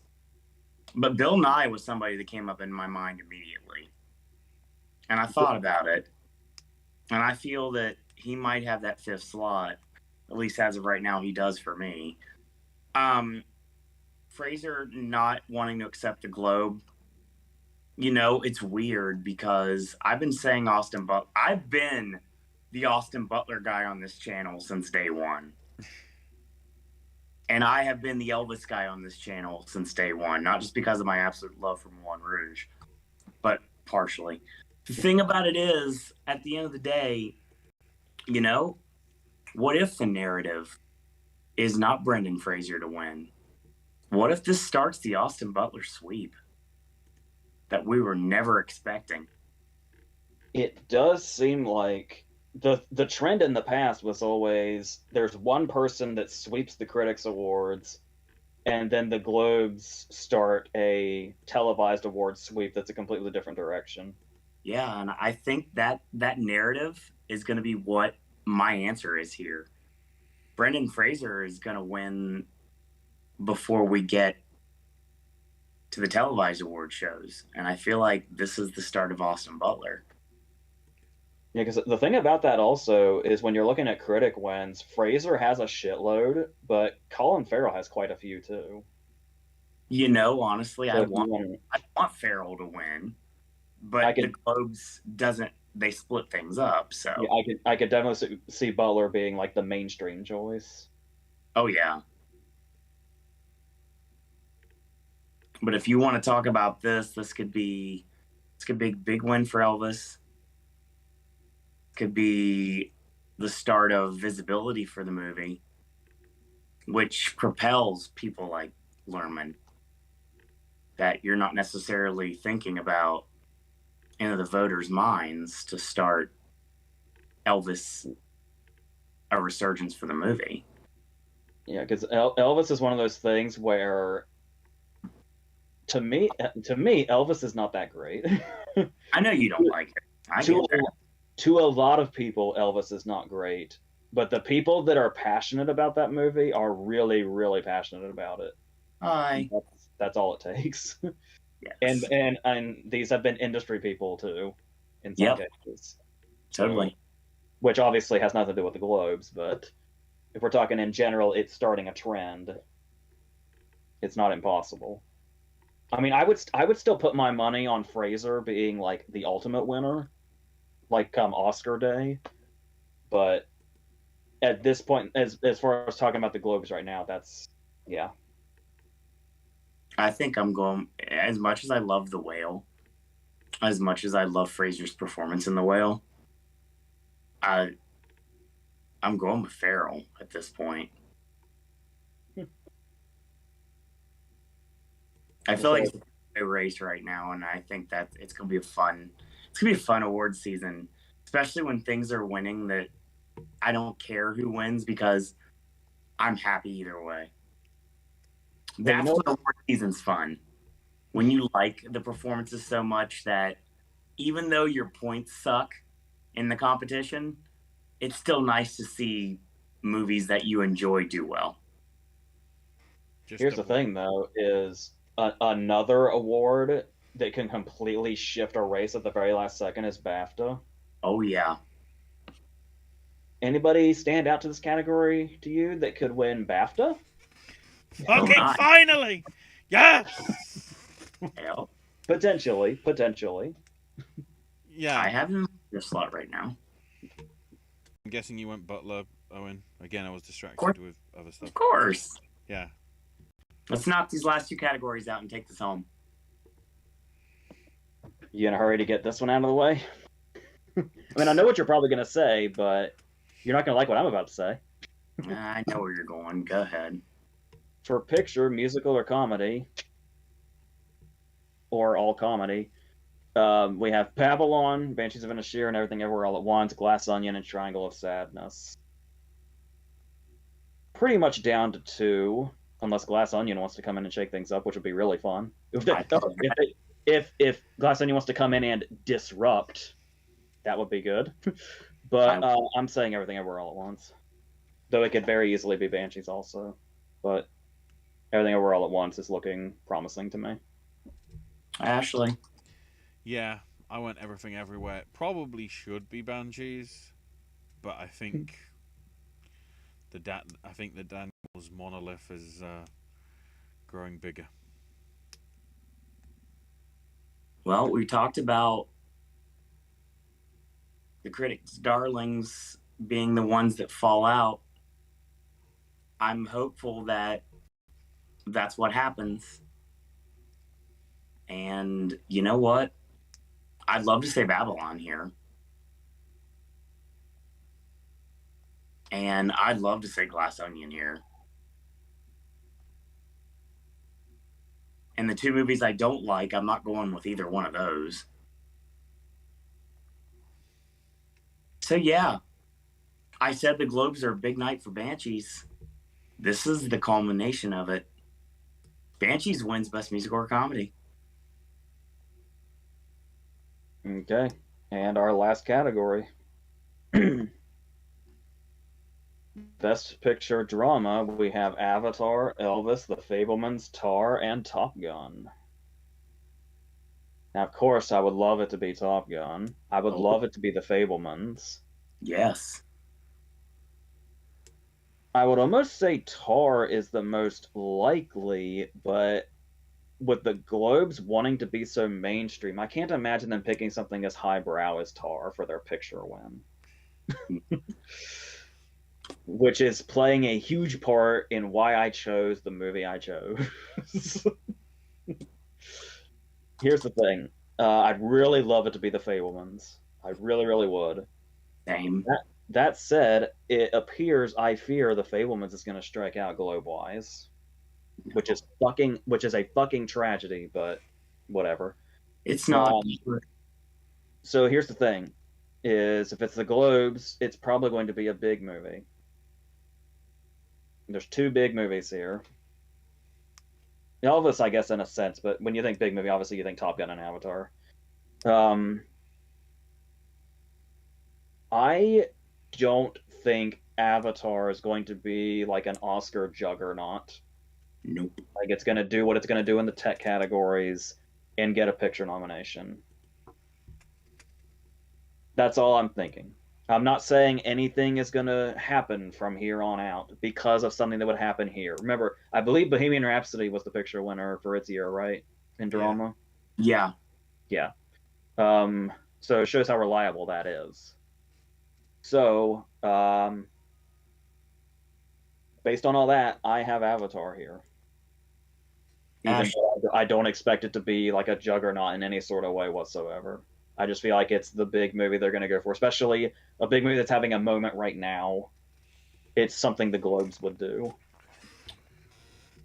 I feel they're also going to give it to Avatar just because they don't have tech categories.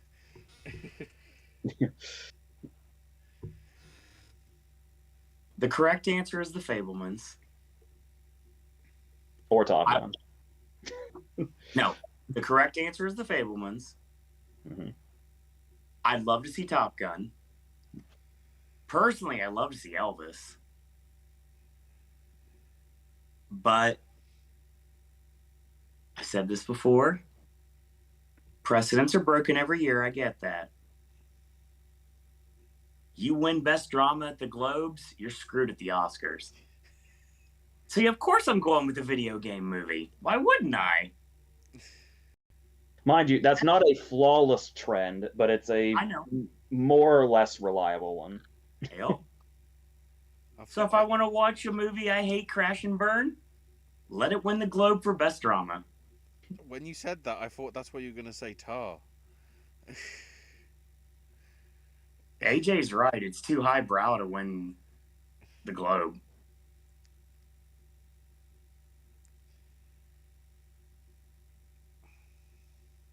To the chat one more time. To the back.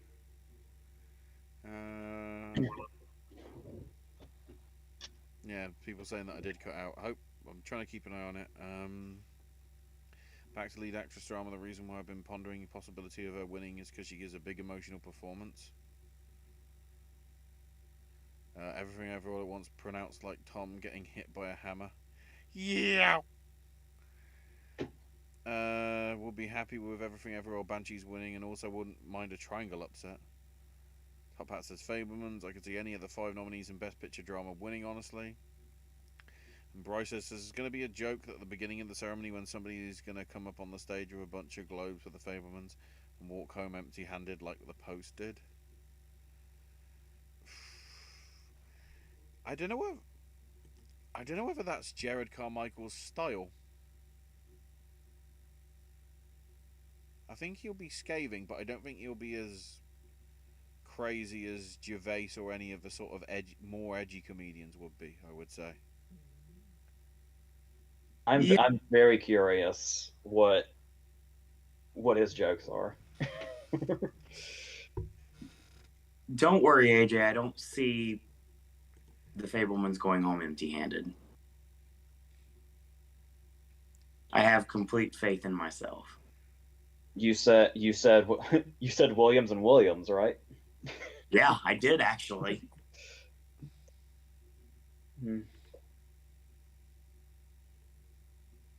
So we took some gambles. We played it safe, but we got through it all in almost 2 hours. Mm-hmm. Just a shade over 2 hours with everything. I think that's a pretty good show.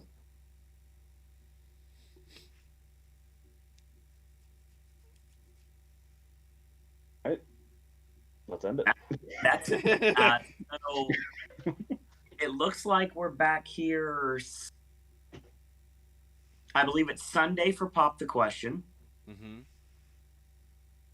Monday for Popcast Movie Club for Scott Pilgrim versus the World. Tuesday for the wrap-up show of the Golden Globes after the ceremony is over. And Thursday, we're talking Critics' Choice predictions.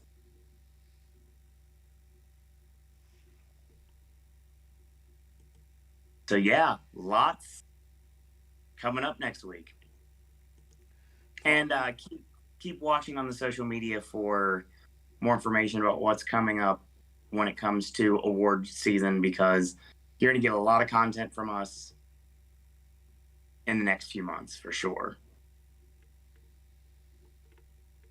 I'm guessing as well, are we going to discuss with the Critics' Choice, are we going to discuss the Guild nominees as well, maybe? Or do that as a separate? Surely it'll come up, I would say. Yeah. Because with PGA being on the 12th and DJ on the 11th, and either we do it with the Critics' Choice noms or we do it with the Critics' Choice, wrap-up thing. We'll get there when we get there. Yeah. There's a lot to... This is a crazy award season. It's just getting started, everyone. Carmichael's going to be in Poor Things. Lanthimos is new stuff. Oh, nice. Josie said, had a great time chatting with you all. Going to shower now and watch One Piece with a pirate flag with my mom. I dare Owen to watch One Piece just to hear him say how much he hates it. I don't have time to catch up on movies I need to watch. I don't have time to do anything else at this point, Josie. I still have to watch Scott Pilgrim. What about the One Piece movie? I don't have time. Top Hat says, good show, everyone. Good show. Thank you. Thank you, Gabriel. Much appreciated. Great having everybody in chat tonight. We had a lively chat. It was always fun to have everyone around.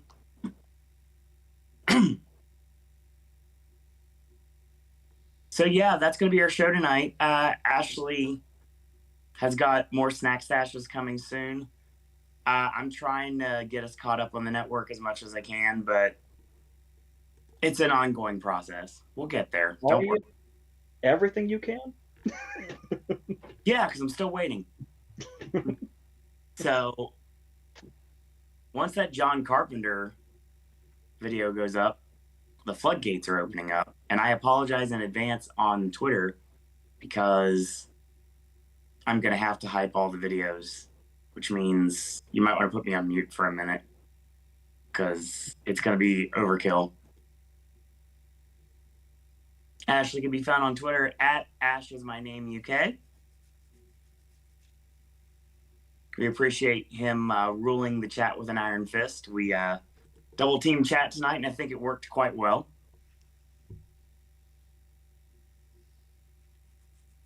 AJ, of course, just like Keith Richards, cannot be killed by conventional weapons and cannot be found on any form of social media. But don't worry. You can catch him every single bi-week here on the network when it comes to the Popcast. And we've got a lot of movie reviews coming, a lot of TV reviews coming. Yeah. I have to finish the English, and I have to try to finish the Santa Clauses without throwing myself out the window. Just don't watch the opening. You'll be fine. Oh, God, that cursed opening. I never want to see it again. I believe Pat Buttram said a long time ago on his character on Tiny Toon Adventures, says, I'd rather eat a bucket of scorpions than watch that. to paraphrase him. So yeah, thanks everyone live in chat tonight. Thank you for everyone watching in archive. Had a lot of enjoyable conversations here in chat. And it's 2023, so go out, watch a new movie, and make your uniformed predictions in the comments if you'd like to as well. Feel free to do so with the Golden Globes predictions. Lots of content coming next week, so stay tuned. Intellectual property comes out in a couple months. Life is good. And until next time, boys and girls, that's all we got to say about that.